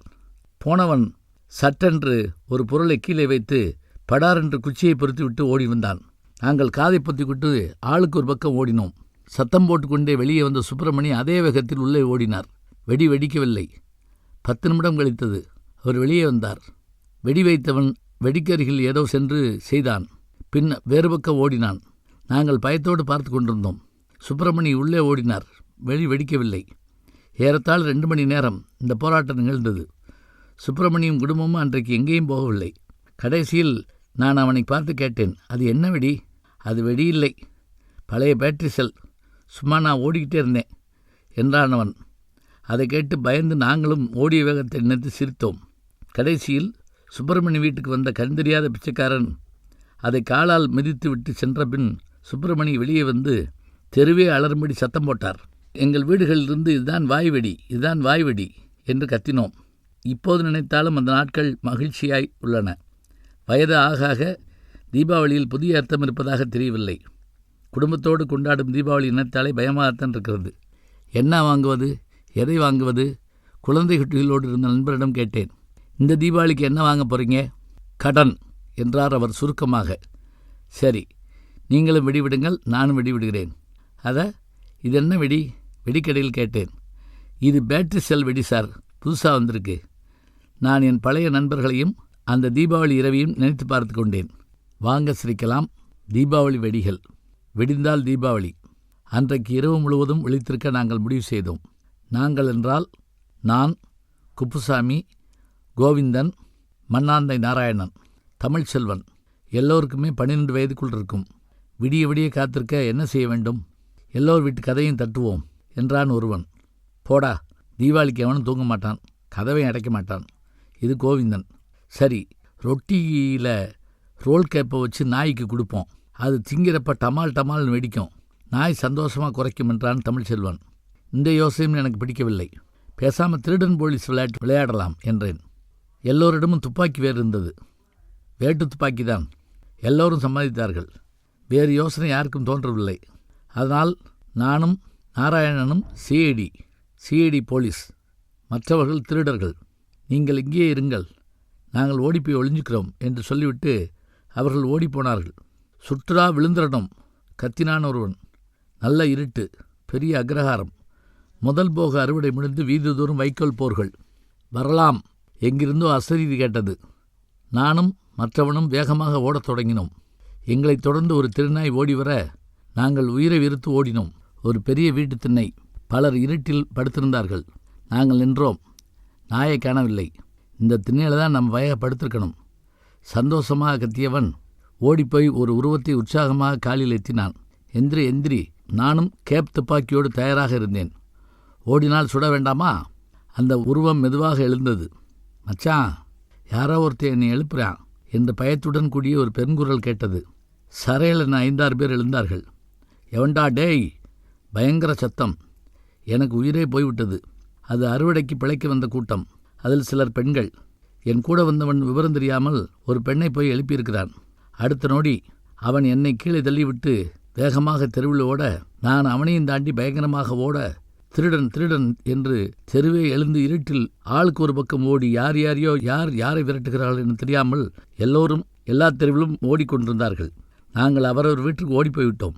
தெருக்களில் முக்குக்கு முக்கு திருடனை பற்றி பேச்சாக இருந்தது. நாங்கள் யாரும் வாயை திறக்கவில்லை. ஒரு வழியாக அந்த தீபாவளி இரவில் அந்த தெருவே விழித்திருந்தது. எப்போது விடிந்தது என்று எனக்கு தெரியவில்லை. எல்லோரும் வெடிவிட்ட சத்தத்தில் எழுந்தேன். வேகமாக குளித்தேன். புது உடை போட்டேன்.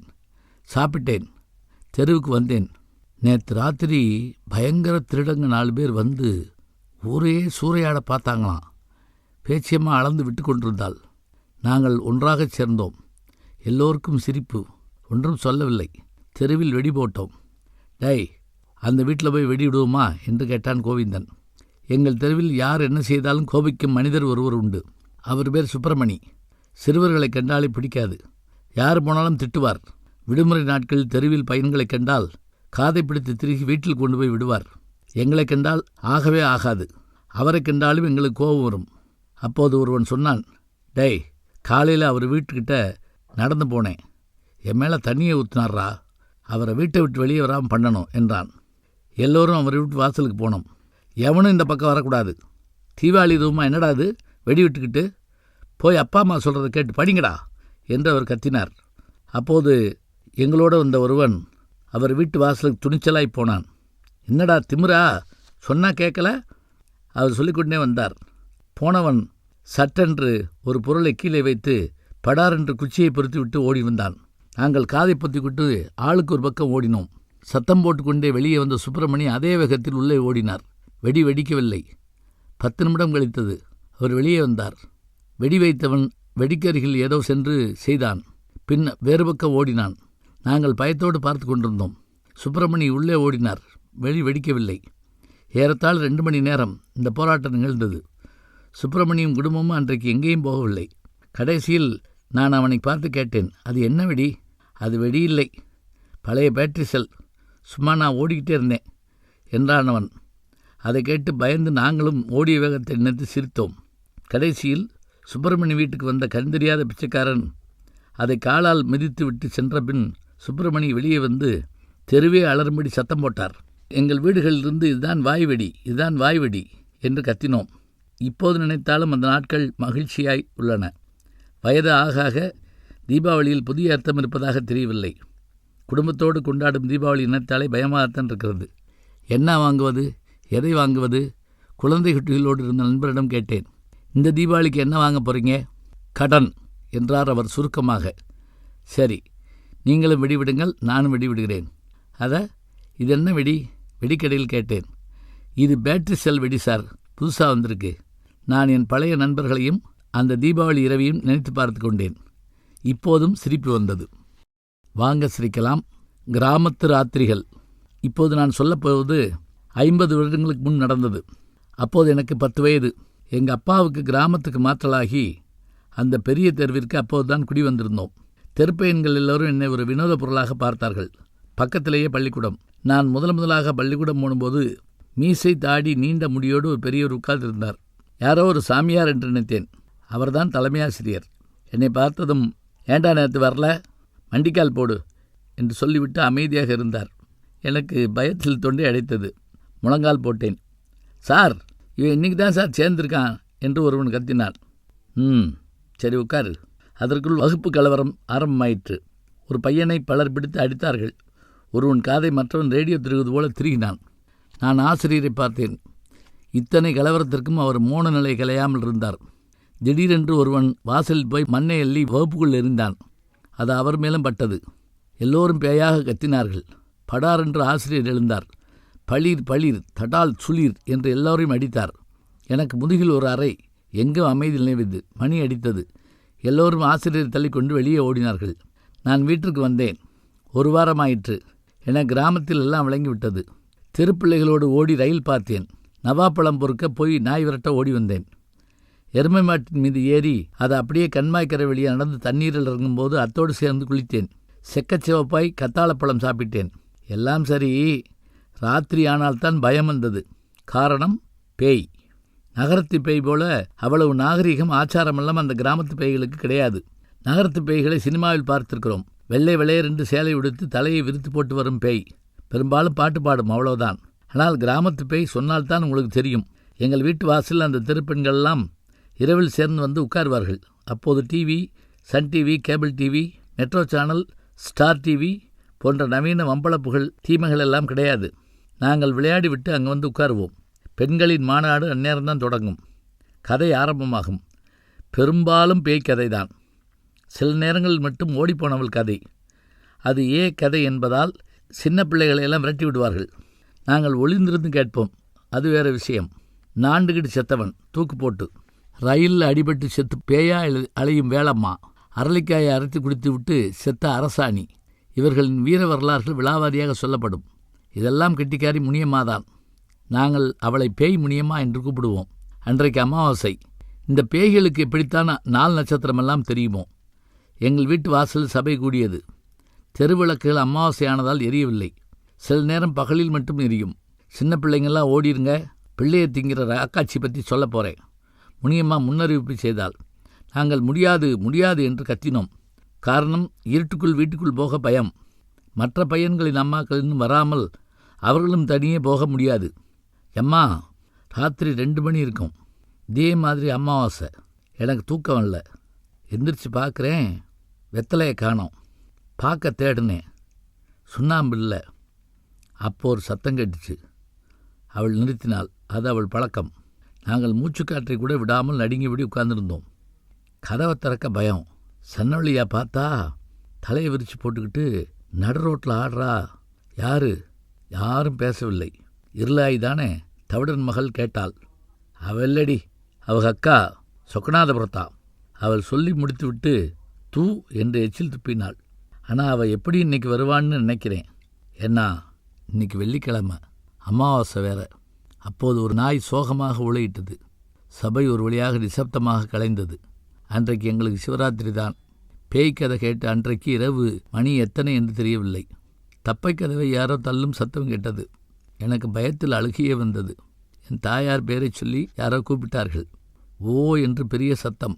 எல்லாரும் குழப்பமாக எழுந்து ஆளுக்கு ஒரு பக்கம் ஓடி மிதித்து அதற்குள் யாரோ கதவை திறக்க, சனியங்களா, 10 மணிக்குள்ளே என்ன தூக்கம் என்று கத்தியபடி ஒரு உருவம் உள்ளே வர, நாங்கள் பேய் இருளாயி என்று உச்சஸ்தாயில் உளர எங்களுக்கு இருட்டிலேயே வசமாக அறை விழுந்தது.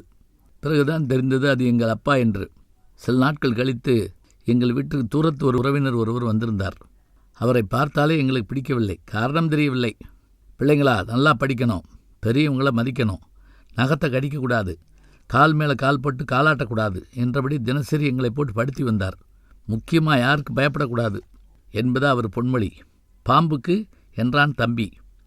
அதை கையில் பிடிச்சி ஒரு சுற்று தரையில் அடித்து கொல்லணும். நான் ஒரு தடவை மலைப்பாம்பை கையில் பிடிச்சி கட்டி புரண்டு சண்டை போட்டவன் தெரியுமா? சரி, பேய்க்கு இது நான் கேட்டேன். ஹஹா என்று பேய் மாதிரி சிரித்த அவர், அப்படி ஒன்று உலகத்திலே கிடையாது. எங்கிட்ட எந்த பேயாவது வர சொல்லு பார்ப்போம், சவால் விட்டார் அவர். நாங்கள் ஒரு முடிவுக்கு வந்தோம். இன்னைக்கு இவருக்கு பேயை காட்டுவது என்று. 11 மணிக்கு எல்லோரும் திண்ணையில் படுத்தோம். அவர் நடுவில். அந்த பக்கம் 2 பேர், இந்த பக்கம் 2 பேர். அடுத்து தம்பி. அவரை தவிர யாரும் தூங்கவில்லை. குரட்டை சத்தம் கேட்டது. இப்போது நான் மெதுவாக எழுந்து அவர் கால் பக்கம் தலை வைத்து படுத்து போர்வையால் போர்த்தி கொண்டேன். பிறகு மெதுவாக அவர் உள்ளங்காலை சுரண்ட ஆரம்பித்தேன். படார் என்று எழுந்தார். நான் போர்வைக்குள் போய்விட்டேன். இருட்டில் 4 புறமும் பார்த்தார். பிறகு படுத்து கொண்டார். இப்போது மறுபடியும் கால் சுரண்டல். அவர் திடுக்கிட்டு எழுந்தார். பழையபடி வெளியே பார்த்தார். எங்களுக்கு சிரிப்பு தாங்க முடியவில்லை. அவர் எழுந்தபோது ஒருவன் அவர் போர்வையை பிடித்து இழுக்க துள்ளி குதித்து எழுந்தவர் தடார் என்று எங்களை தாண்டி உள்ளே ஓடினார். ஓடியவர் தான் திரும்பி வரவே இல்லை. காலையில் நாங்கள் எழுந்தபோது அவர் ஊருக்கு கிளம்பி கொண்டிருந்தார். என்ன உடனே கிளம்பிட்டீங்க என்று அப்பா கேட்டபோது, ஒன்றுமில்லை, கிராமத்தில் வேலை இருக்குது, அதோடு என்று சொல்ல வந்தவர் எங்களை பார்த்தார். ஏண்டா, ராத்திரி ஏன் இப்படி பயந்து உளர்றீங்க? கனா கண்டிங்களா? ஒரு அரட்டு போட்டேன் பாருங்க, அப்படியே பயந்து தூங்கிட்டானுங்க என்று அப்பாவிடம் சொன்னார். நாங்கள் பதில் சொல்லும் முன் வரட்டுமா என்று போய்விட்டார்.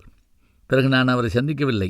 ஆனால் நடுராத்திரியில் அவர் முழித்த மொழியும், எழுந்து ஓடிய ஓட்டமும், காலையில் அவர் கிளம்பிய வேகமும், போகிற போது எங்களை அரட்டிய விதமும் இன்றைக்கு மறக்க முடியவில்லை. சில வருடங்கள் சென்றபின் எங்களுக்கு அந்த பேய் பயம் கொஞ்சம் போயிருந்தது. அதை பற்றி தைரியமாக பேசினோம், வாதிட்டோம், ஆராய்ந்தோம். முடிவாக பேயை கட்டாயம் பார்த்து விடுவது என்று முடிவுக்கு வந்தோம். பேய் எங்கெல்லாம் இருக்கும் என்று ஆராய்ந்தோம். முருங்கை மரம், இடிந்த வீடு, பாழடைந்த கிணறு, ரயில்வே பாலம், சுடுகாடு, இங்கெல்லாம் போய் பார்ப்பது என முடிவெடுத்தோம். முடிவெடுத்த போது இருந்த பலர் அடுத்த நாளிலிருந்து எங்களோடு பேசாமல் போனார்கள். ஒரு நாள் இரவு வழக்கம் போல வைகை ஆற்றுக்கு சென்றோம். நிலவு வராத இரவு. வைகையை பல பகுதிகளாக பிரித்திருந்தார்கள் ஊர்க்காரர்கள். வைகையின் இறங்குகரையில் சுடுகாடு, அடுத்து மணல் பரப்பு, அடுத்து தண்ணீர், அடுத்து மறுகரையில் சுடுகாடு, அதனை தாண்டி முழுவதும் தென்னந்தோப்பு. நாங்கள் போய் மணலில் உட்கார்ந்தோம். மறுகரையில் ஒரு பிணம் இருந்து கொண்டிருந்தது. எங்கள் பேச்சு எங்கெல்லாமோ சுற்றி வந்தது. முடிவில் எரியும் பிணத்திடம் போய் ஒரு கொள்ளிக்குச்சி எடுத்து வர வேண்டும் என்று முடிவாயிற்று. யார் போவது? 20 ரூபாய் பந்தயம். சரி, நான் போகிறேன் என்று நானே முடிவு செய்தேன். எல்லோரும் அதனை ஆரவாரமாக வரவேற்று கைதட்டி உற்சாகப்படுத்தினார்கள்.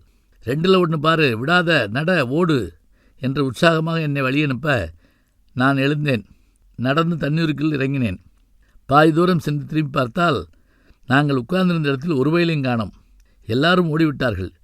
எனக்கு திடீரென்று பயம் வந்தது. திரும்பி விடலாமா? யாராவது ஒளிந்திருந்து பார்த்தால் சரி போவோம்.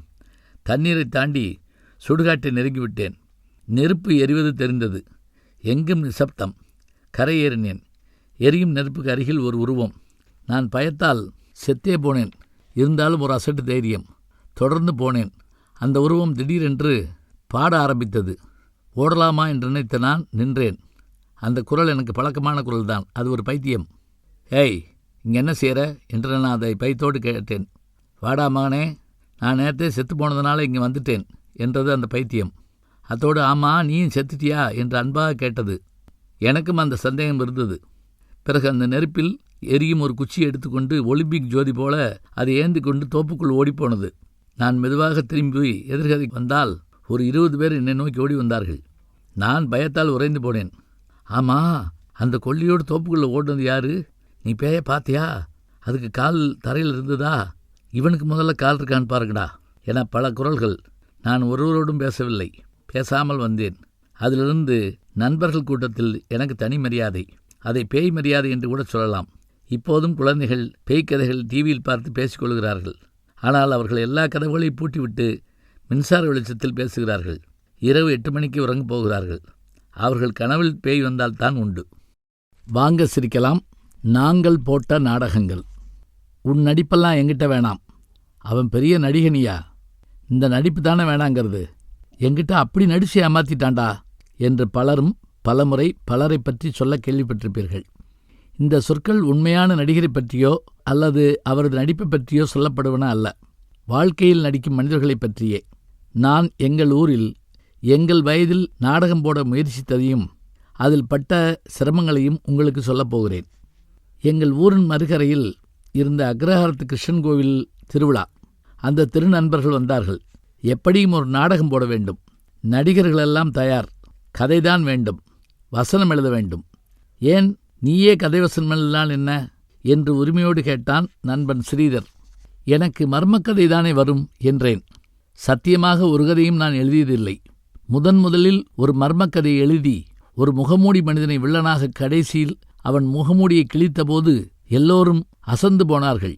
அந்த முகமூடி என்று எழுதி அவன் யாரென்றே எனக்கு தெரியாமல் அந்த கதையை முடித்துவிட்டேன்.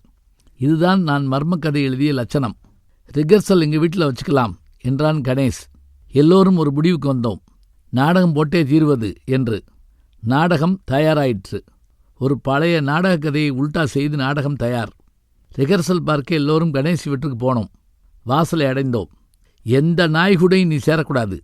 எவனாவது இங்கே வந்தா தெரியும் இந்த கிருஷ்ணசாமி யாருன்னு. இதைத் தொடர்ந்து யாருக்கோ அடிவிழும் ஓசையும் குய்யோ முறையோ என்ற கத்தலும் கேட்டது. நாங்கள் அப்படியே பின்வாங்கினோம். கடைசியில் சுப்பிரமணி வீட்டு மொட்டை மாடியில் ரிகர்சல் தொடங்கியது. திருடாத திருடர்கள். இதுதான் நாடகத்தின் பெயர். நீதான் கதாநாயகனுடைய அப்பா என்றேன் ஸ்ரீதரை பார்த்து. என்ன கிழவன் வேஷமா? என் இமேஜ் என்னாகும்? முடியாது என்றான். பிறகு பலருடைய வேண்டுதலால் மிரட்டலால் அவன் அப்பா ஆனான். அம்மா லட்சுமியாக யார் வருவது என்று கேள்வி எழுந்தது. பேசாமல் அந்த கோமளத்தை போடலாம் என்றான் வரதன். இந்த பாரு, பொம்மநாட்டியை யாரும் வேணாம், பின்னால் ரகல வரும் என்றான் அப்பு. சரி, ராஜு தான் அம்மா லட்சுமி என்றபோது அவனும் ஏற்றுக்கொண்டான். ஆனால் அவன் பெண்குரலில் பேசிய போது சிங்கம் கர்ஜிப்பது போல இருந்தது. அதை வசனத்தில் சமாளித்தோம். பையன், அம்மா உன் குரல் ஏன் இப்படி ஆம்பளை குரல் மாதிரி இருக்கு? அதை ஏன் கேட்குற? MS பிளச்சு மாதிரி நல்லா பாடுவேன். ஒரு நாள் தொண்டையில் டான்ஸில் ஆப்ரேஷன் பண்ணுற டாக்டர் வரல, கம்பவுண்டர் பண்ணிட்டான். அதிலிருந்து இப்படி ஆயிடுச்சு. இதை அவன் நாடகத்தில் நீட்டி முளைக்கி பேசிய போது சிலர் சோகமாக சிரித்தார்கள். 2 பேர் விடாமல் கைதட்டினார்கள். அது அவனுடைய அப்பாவும் அம்மாவும் தான். நாடகத்திற்கு மேக்கப் வேண்டுமா வேண்டாமா என்று சபை கூடி யோசித்தோம். கடைசியில் துரைப்பாண்டி தனக்கு தெரிந்த மேக்கப் மேனை கூட்டி வருவதாக கூறினான். நாடக நாள் நெருங்க எல்லோருக்கும் எல்லோர் வசனம் மறந்து போனது. நாடகத்தன்று நாங்களே பெஞ்சுகளை தூக்கினோம். மேடை போட்டோம். லைட் இழுத்தோம். திரை கட்டினோம். உள்ளூர் ஹெட்மாஸ்டர் தலைமை அங்கே பேசிக்கொண்டே இருந்தார். அடுத்து எங்கள் நாடக எதிரியான சாம்பு சம்ஸ்கிருதம் பற்றி பேசத் தொடங்கினார். நாங்கள் மேக்கப் போட போனோம். எப்படியும் 2 மணி நேரமாவது ஆகும். மேக்கப் மேனை பார்த்து நாங்கள் அரண்டு போனோம். அவன் கொண்டு வந்த பெட்டி மிகப்பெரிய சவரப்பெட்டி போல இருந்தது. சாமி, ஒவ்வொருத்தரா வாங்க, வெட்டப்போகிற கசாப்பு கடைக்காரன் போல கூப்பிட்டான். ஒரு இரும்பு சட்டியில் வெள்ளையாய் மாவை கரைத்து வைத்து வரிசையாய் எல்லோர் முகத்திலும் பூசினான். யார் எந்த நடிகர் என்று யாருக்கும் அடையாளம் தெரியவில்லை. எங்களை காட்டிலும் அம்மா வேடம் போட்ட ராஜி, அவன் கதி ஐயோ! அவனுக்கு பெண் வேடத்திற்கு சவரிமுடிக்கு பதிலாக சடாமுடி வைக்கப்பட்டு ரணபத்திரகாளி போல இருந்தான். லைட் அணைத்து விசிலடிக்க நாங்கள் மேடை ஏறினோம். நாடகத்தின் நடுவில் சுப்பிரமணி வந்து கத்தியோடு மிரட்ட வேண்டும். அவனை காணவில்லை. நாங்களும் நேரத்தை கடத்த சொந்த அவசரம் பேசி பார்த்தும் அவனை காணோம். ஒரு வழியாக அவனை தேடி நாங்கள் கீழே இறங்க உள்பக்கம்தான். அவன் கத்தியை வீடு வீடாக தேடி அலைந்து கடைசியில் ஒரு அருவாள் மனையோடு முன்பக்கம் மேடை ஏறி எங்களை தேட நாடகம் முடிவு ஒன்றும் சுபமாக இல்லை. இருந்தாலும் எங்கள் முதல் நாடகம். அந்த மேக்கப்பை கிளைக்க 3 நாள் முயன்றும் நடக்கவில்லை. ஒரு வாரம் கழித்து ஒருவர் என்னை நடுத்தருவில் சந்தித்து கேட்டார், நீ அந்த நாடகத்தில் பஃபுனா வந்தியா என்று கேட்டார் ஆர்வமாய். நான் எரிச்சலோடு அவரை திட்டப்போனேன்.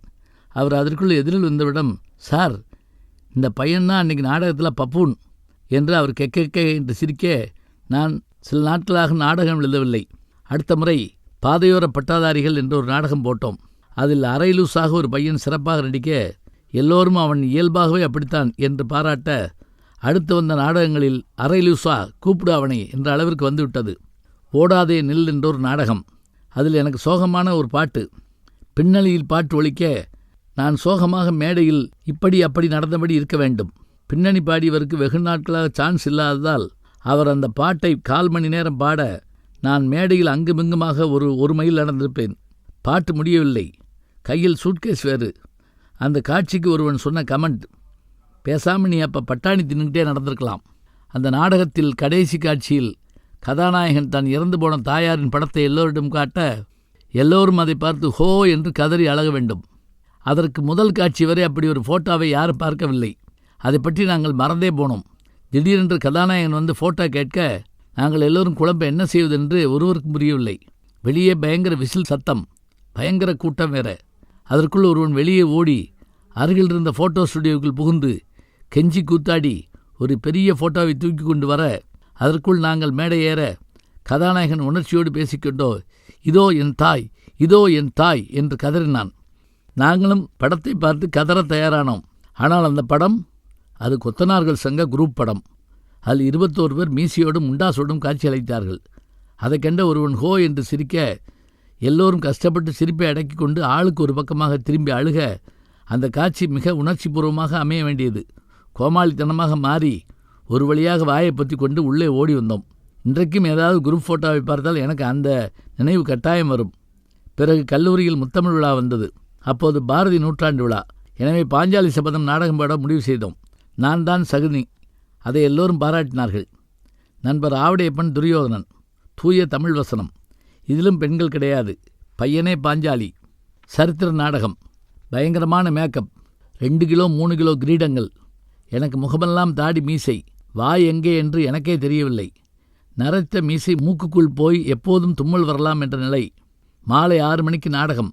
பிற்பகல் 2 மணிக்கே மேக்கப் போட்டு விட்டார்கள். பாஞ்சாலி பையன் தம்மடித்து கொண்டு சேடி பெண்களோடு கிரிக்கெட் ஆடி கொண்டிருந்தான். மாணவர்கள் எல்லோரும் அங்கே ஓடிவிட்டார்கள். பாஞ்சாலி பையனை ஒருவன் நடுகிரவண்டில் துயில் உரிய முனைந்தான். துச்சாதனும் கிருஷ்ணனும் சைக்கிள் டபுள்ஸ் போய் எங்கேயோ போய் கொண்டிருந்தார்கள். இதில் சகாதேவனாக வந்த மாணவர் காலையிலிருந்தே டென்ஷனாக இருந்தார். வசனம் மறந்து போய்விடுமோ என்று. அவர் தனது சுற்றத்தார்களையும் நண்பர்களையும் குடும்பத்தாரையும் வரவழைத்திருந்தார். பயங்கர மேக்கப் வேறு. 2 ஃபோட்டோகிராஃபர்களும் வந்திருந்தனர்.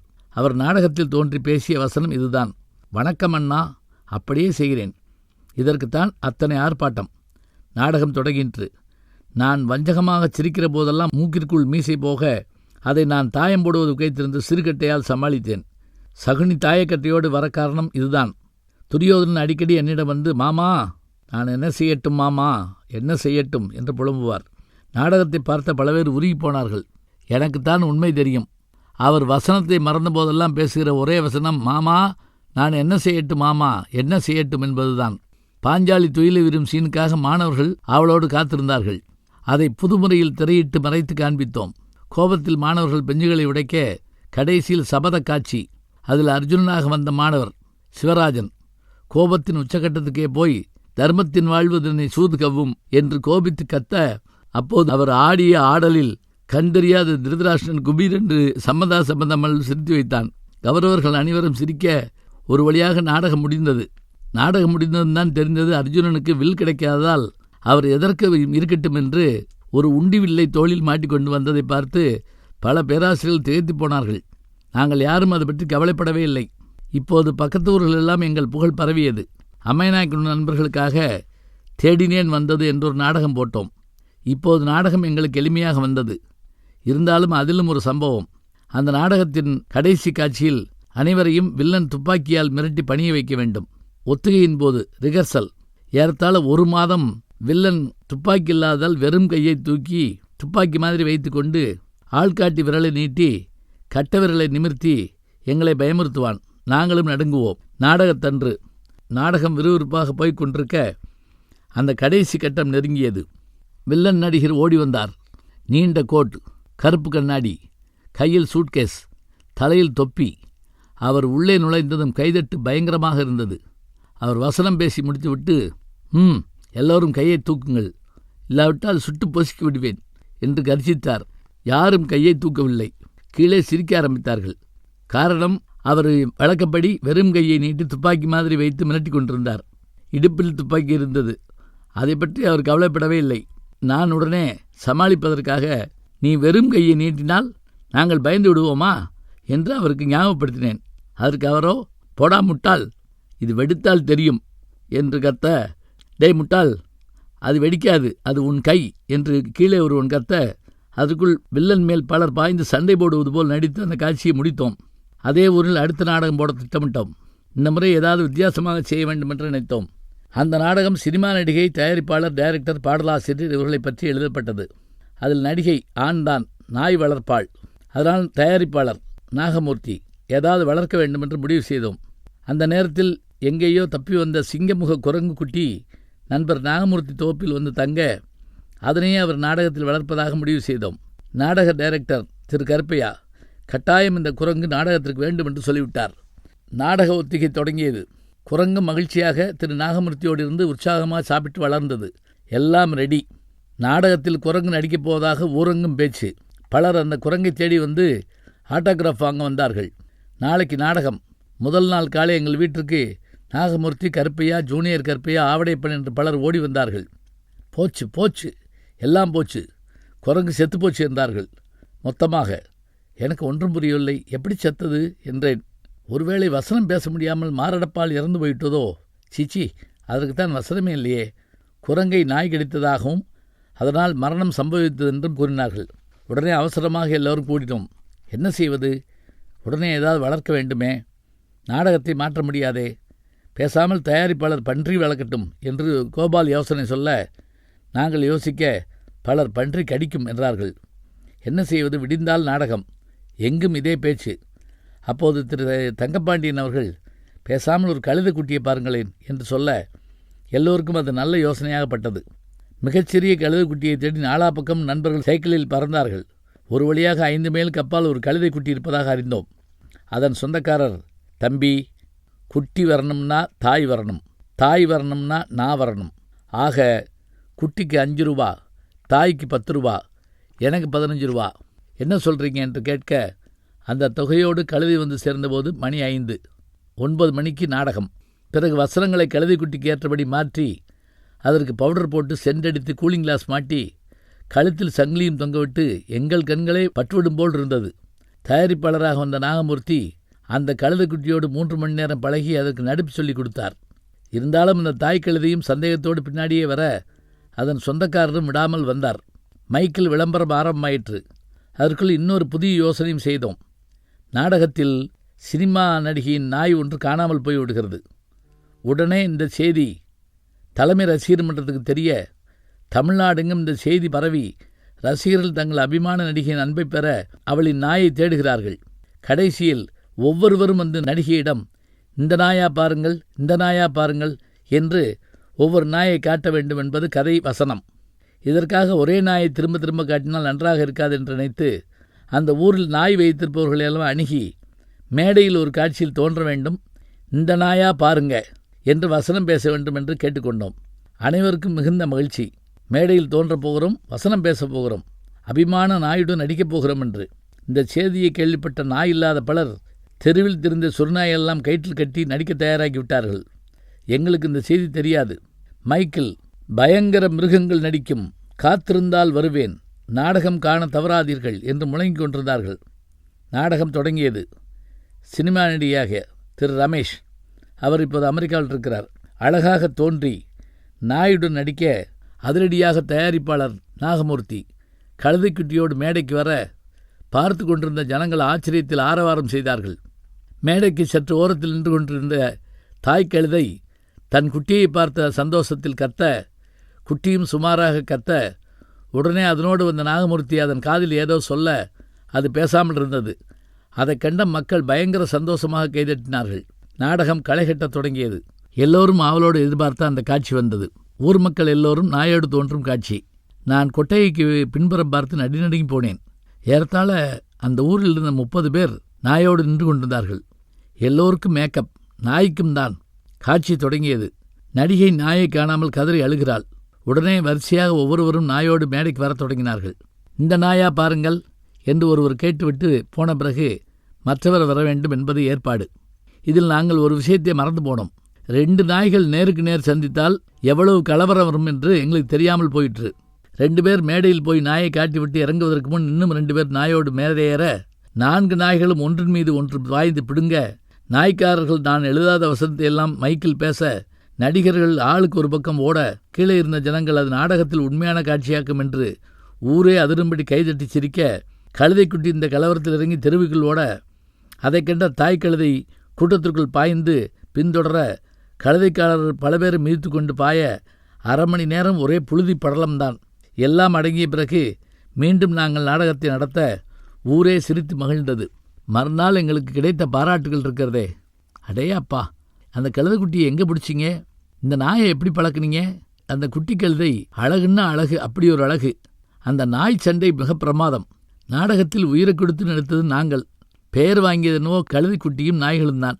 இருந்தாலும் அந்த குரங்கையும் மறக்க முடியவில்லை. அதற்கு பிறகு சில நாடகங்கள் போட்டாலும் அந்த நாடகத்தை இப்போது நினைத்தாலும் எனக்கு சிரிப்புத்தான் வருகிறது. வாங்க சிரிக்கலாம். நிறைவு கட்டுரை. குடி செயல் வகை. இதென்ன திருக்குறளின் ஒரு அதிகாரம் போல் இருக்கிறதே என்று பயப்பட வேண்டாம். கிராமங்களை பொறுத்தவரையில் குடிகாரர் இருக்கிறார்களே, அவர்கள் தனி அந்தஸ்து பெற்ற குடிமக்கள். அவர்களின் செயல், அற்புதமான தத்துவ கருத்துக்கள், பிரமாதமான ஆங்கிலம், இவைகளையெல்லாம் நேரில் பார்த்தவர்களுக்குத்தான் அவர்களின் அருமை தெரியும். இப்போது அந்த புகழ்பெற்ற குடிகாரர்களில் ஒருவரை, அவரின் செயல்களை பற்றி பார்த்தே தீர்வது நல்லது. குடிகாரர்களில் பலர் கெட்டவர்களாக இருப்பார்கள். சிலர் கோமாளிகளாகவும் காட்சியளிப்பார்கள். ஆனால் பொதுவாக ஒன்று அதிகம் பேசுவார்கள், அல்லது ஒன்றும் பேசாமல் கோபமாக அலைவார்கள். நான் சிறுபையனாக இருந்தபோது எங்கள் தெருவில் ஒருவர் இருந்தார். அந்த தெருவில் சிறந்த குடிமகன் அவரே. அப்போதெல்லாம் ஊர் ஓரத்தோப்பில் கல் இறக்கி தெரியாமல் இருப்பார்கள். கள்ளுக்கடை சாராயக்கடை திறக்கப்படவில்லை. ஒரு நாள் ஆற்றங்கரை தோப்பில் விளையாடப் போனபோது நான் அந்த காட்சியை பார்த்தேன். கலைந்த தலை, சிவந்த கண்கள், ஏற்ற இறக்கமான வேட்டி, காலில் ஒத்த செருப்பு, நடுரோட்டில் பிள்ளையார் கோயிலுக்கு எதிரில் நடராசர் போல நின்றிருந்தார் அந்த குடிமகன். 2 பக்கமும் லாரிகள், வண்டிகள், ஆட்கள். யாரும் அவரை ஒன்றும் செய்ய முடியவில்லை. ஒருவர் மட்டும் தைரியமாக, மாரியப்பா, வழியை விட்டு நில்லு, பஸ்ஸு போகணும் பாரு என்று பணிவாக கேட்டார். அதற்கு மாரியப்ப நடராசர் மோகன புன்னகை புரிந்து, மகனே, உனக்கு என்ன வேண்டும் என்று அன்பொழுக கேட்டார். கூட்டத்தில் இருந்த ஒரு பையன், உன் வேட்டி வேண்டும் என்று கத்தினான். அப்படியே ஆகட்டும், இந்தா எடுத்துக்கொள் மகனே என்று சொல்லி மகிழ்வோடு ஆடையை கழற்றி கூட்டத்தில் வீசி எறிய, கூட்டம் பயந்து ஓட, அவர் எந்த கவலையும் படாமல் பிள்ளையார் அருகில் போனார். கணேசா, கணேசா, நீயும் நானும் ஒன்று, உனக்கும் கல்யாணம் ஆகலை, எனக்கு 2 கல்யாணம் ஆச்சு, நீயும் கல்லு கிடைத்தாப்பில் இருக்க, நானும் இருக்கேன், நீயும் கல்லு நானும் கல்லு என பேச ஆரம்பித்தார். போன கூட்டம் ஒளிந்திருந்து பார்க்க, எரிந்த வேட்டியை யாரோ அவர் மீது மீண்டும் எறிய, thanks, not good bye, so coming road என்று ஆங்கிலம் பேசியபடி நடந்தார். நான் அவரை முதலில் பார்த்தது அப்போதுதான். 1 வாரம் கழிந்தது. நல்ல நிலா வெளிச்சம். இரவு 10 மணி இருக்கும். குழாயடியில் பலர் சண்டை போட்டு தண்ணீர் பிடித்தபடி இருந்தார்கள். நாங்கள் சில பேர் திண்ணையில் உட்கார்ந்திருந்தோம். சைலன்ஸ் டப்பா என்று ஒரு சத்தம். மாரியப்பனார் குழாயடிக்கு வந்தார். பெண்களில் பலர் பயந்து ஓடினார்கள். தாய்மார்களே, உங்களுக்கு நைட் வணக்கம். குடிக்க தண்ணி வேணும் தாய்மார்களே, கொடுங்க. மாரியப்பா, பேசாமல் போ, தண்ணியும் இல்லை ஒன்றும் இல்லை, ஒரு கிழவி சத்தம் போட்டாள். நோ நோ நோ, தண்ணீர் குழாய், குழாய் தண்ணி. ஏ கிழவி, நீ இன்னும் சாகலையா? ரைட், பாப்பா ஒரு குடம் தண்ணி கொடு. இல்லை, எங்கள் அம்மா வையும். நல்லது பாப்பா, உங்கள் அம்மாவோட அம்மா எனக்கு அப்பத்தா, நீ எனக்கு சித்தப்பா மக, நீயே எனக்கு தண்ணி இல்லைன்னா யார் தருவா என்று கேட்டபடி பெண்கள் கூட்டத்தில் நுழைய அவர்கள் பானையை தூக்கி கொண்டு ஓட அந்த கிழவி மண்பானையால் மாரியப்பன் மண்டையில் அடிக்க அது சிதற பானைதான். அவர் மேலும் சில பானைகள் மேல் விழுந்து அதனையும் உடைக்க மறுநாள் பஞ்சாயத்து கூடி மாரியப்பனுக்கு 50 ரூபாய் அபராதம் போட்டார்கள். 3வது சந்திப்பு மாரியப்பனோடு எனக்கு நிகழ்ந்தது ஒரு சாவு வீட்டில். ஊர் பெரியவர் வீட்டில் வயதான கிழவி ஒன்று இறந்து போனபோது எல்லோரும் சோகமாக இருப்பது போல இருந்தார்கள். வாடிப்பட்டி கொட்டுக்காரர்கள் படுபோடு போட்டு கொண்டிருந்தார்கள். சிலர் வெற்றிலையை கிலோ கணக்கில் போட்டு துப்பி எங்கும் சிவப்பு வண்ண கோலங்கள் போட்டபடி இருந்தார்கள். கொட்டுக்காரர்களோடு பெண் வேடம் போட்ட ஒருவன் துள்ளி துள்ளி ஓடி கூட்டத்தை மகிழ்வித்தான். திடீரென்று ஒரே விசில் சப்தம். மாரியப்பனார் தெருமுனையில் தோன்றி ஸ்லோ மோஷனில் ஆடியபடி வந்தார். அவரோடு ஒரே கிளாஸ் தோழர்களும் ஆடி வந்தார்கள். கூட்டம் கொட்டைக்கு வந்து சேர்ந்தது. மாரியப்பர் சோகமாக இருந்த ஒருவனுக்கு ஆறுதல் சொன்னார். மாப்பிளே, கவலைப்படாத, பிறந்தவன் சாகணும், செத்தவன் பிறக்கணும், அதுக்குள்ள கவலையை மறக்கணும், அதுக்கு குடிக்கணும், இந்தா குடி என்று ஒரு பாட்டில் பரிசீலித்தார். பிறகு நாட்டிய போட்டி ஆரம்பமானது. கொட்டுக்காரர்களோடு வந்த பெண் வேடதாரிக்கும் மாரியப்பனாருக்கும் கடும் போட்டி. 2 பேரும் சுழன்று ஆடி கூட்டத்தை மயக்க பெரும்பாலும் எல்லோரும் ஆடத் தொடங்க அன்றைக்கு ஆடாத ஒரே ஆள் செத்துப்போன அந்த அப்பத்தா கிழவிதான். மாரியப்பனார் மயானம் வரை ஆடிக்கொண்டு வந்து போனார். சில நாட்களில் பள்ளிக்கூடத்துக்கு வந்து வாத்தியார்களுக்கு பாடம் சொல்லிக் கொடுப்பார். அன்றைக்கு பள்ளிக்கூடமே மகிழ்ச்சியாக இருக்கும். திடீரென்று அரசாங்கம் மதுவிலக்கை எடுத்துவிட்டு கள்ளுக்கடைகளை திறந்தது. ஊருக்குள் புதிய சாராய கடைகள் 2 வந்துவிட்டன. அன்றைக்கு காலை நாங்கள் தெருவில் பார்த்த காட்சி அற்புத காட்சி. கதர் வெட்டி, கதர் சட்டை, நெற்றியில் விபூதி, நடுவில் குங்குமம், ஒழுங்காக சீவப்பட்ட தலை. நம் மாரியப்பனார்தான். ஊரே பார்த்து அசந்தது. என்ன, யாரு, மாரியப்பனா? கிட்டாவையர் ஆச்சரியத்தோடு கேட்டார். ஆமா சாமி, நீ என்ன சாமி, நமக்கு மரியாதை இருக்க போகுது? கண்ட நாயெல்லாம் குடிச்சிட்டு உளரப்போகுது. நம்ம தகுதி என்ன, அந்தஸ்து என்ன? நாம் தனிக்காட்டு ராசாவாக இருக்கணும் சாமி. ஒரு பிள்ளையார் கோயில் கட்ட போகிறேன், பணம் கொடுங்க என்று கேட்டபடி சென்றார் மாரியப்பனார். பிறகு அவரை குடிகாரர் என்று அந்த பிள்ளையார் கூட சொன்னதில்லை. அவர்தான் தான் கட்டிய கோவிலுக்கு பூசாரி வேறு. வாங்க சிரிக்கலாம் என்று நான் முதல் எழுதிய இந்த புத்தகம். இதற்கான படங்களை வரைந்தவர் யாரென்றால் என்னுடைய மாணவர் சிம்புதேவன் அவர்கள். ஆமாம், இம்சி அரசன் 23ஆம் புலிகேசி எடுத்த சிம்புதேவன் தான் என்னுடைய மாணவர். அவர்தான் இந்த புத்தகத்திற்கு லேஅவுட் செய்து இதில் இருக்கின்ற கேலி சித்திரங்களை வரைந்திருப்பார். அவர் அப்படித்தான் எனக்கு அறிமுகமானார். கதையை கேட்டுவிட்டீர்கள். நன்றி, வணக்கம். மீண்டும் சந்திப்போம்.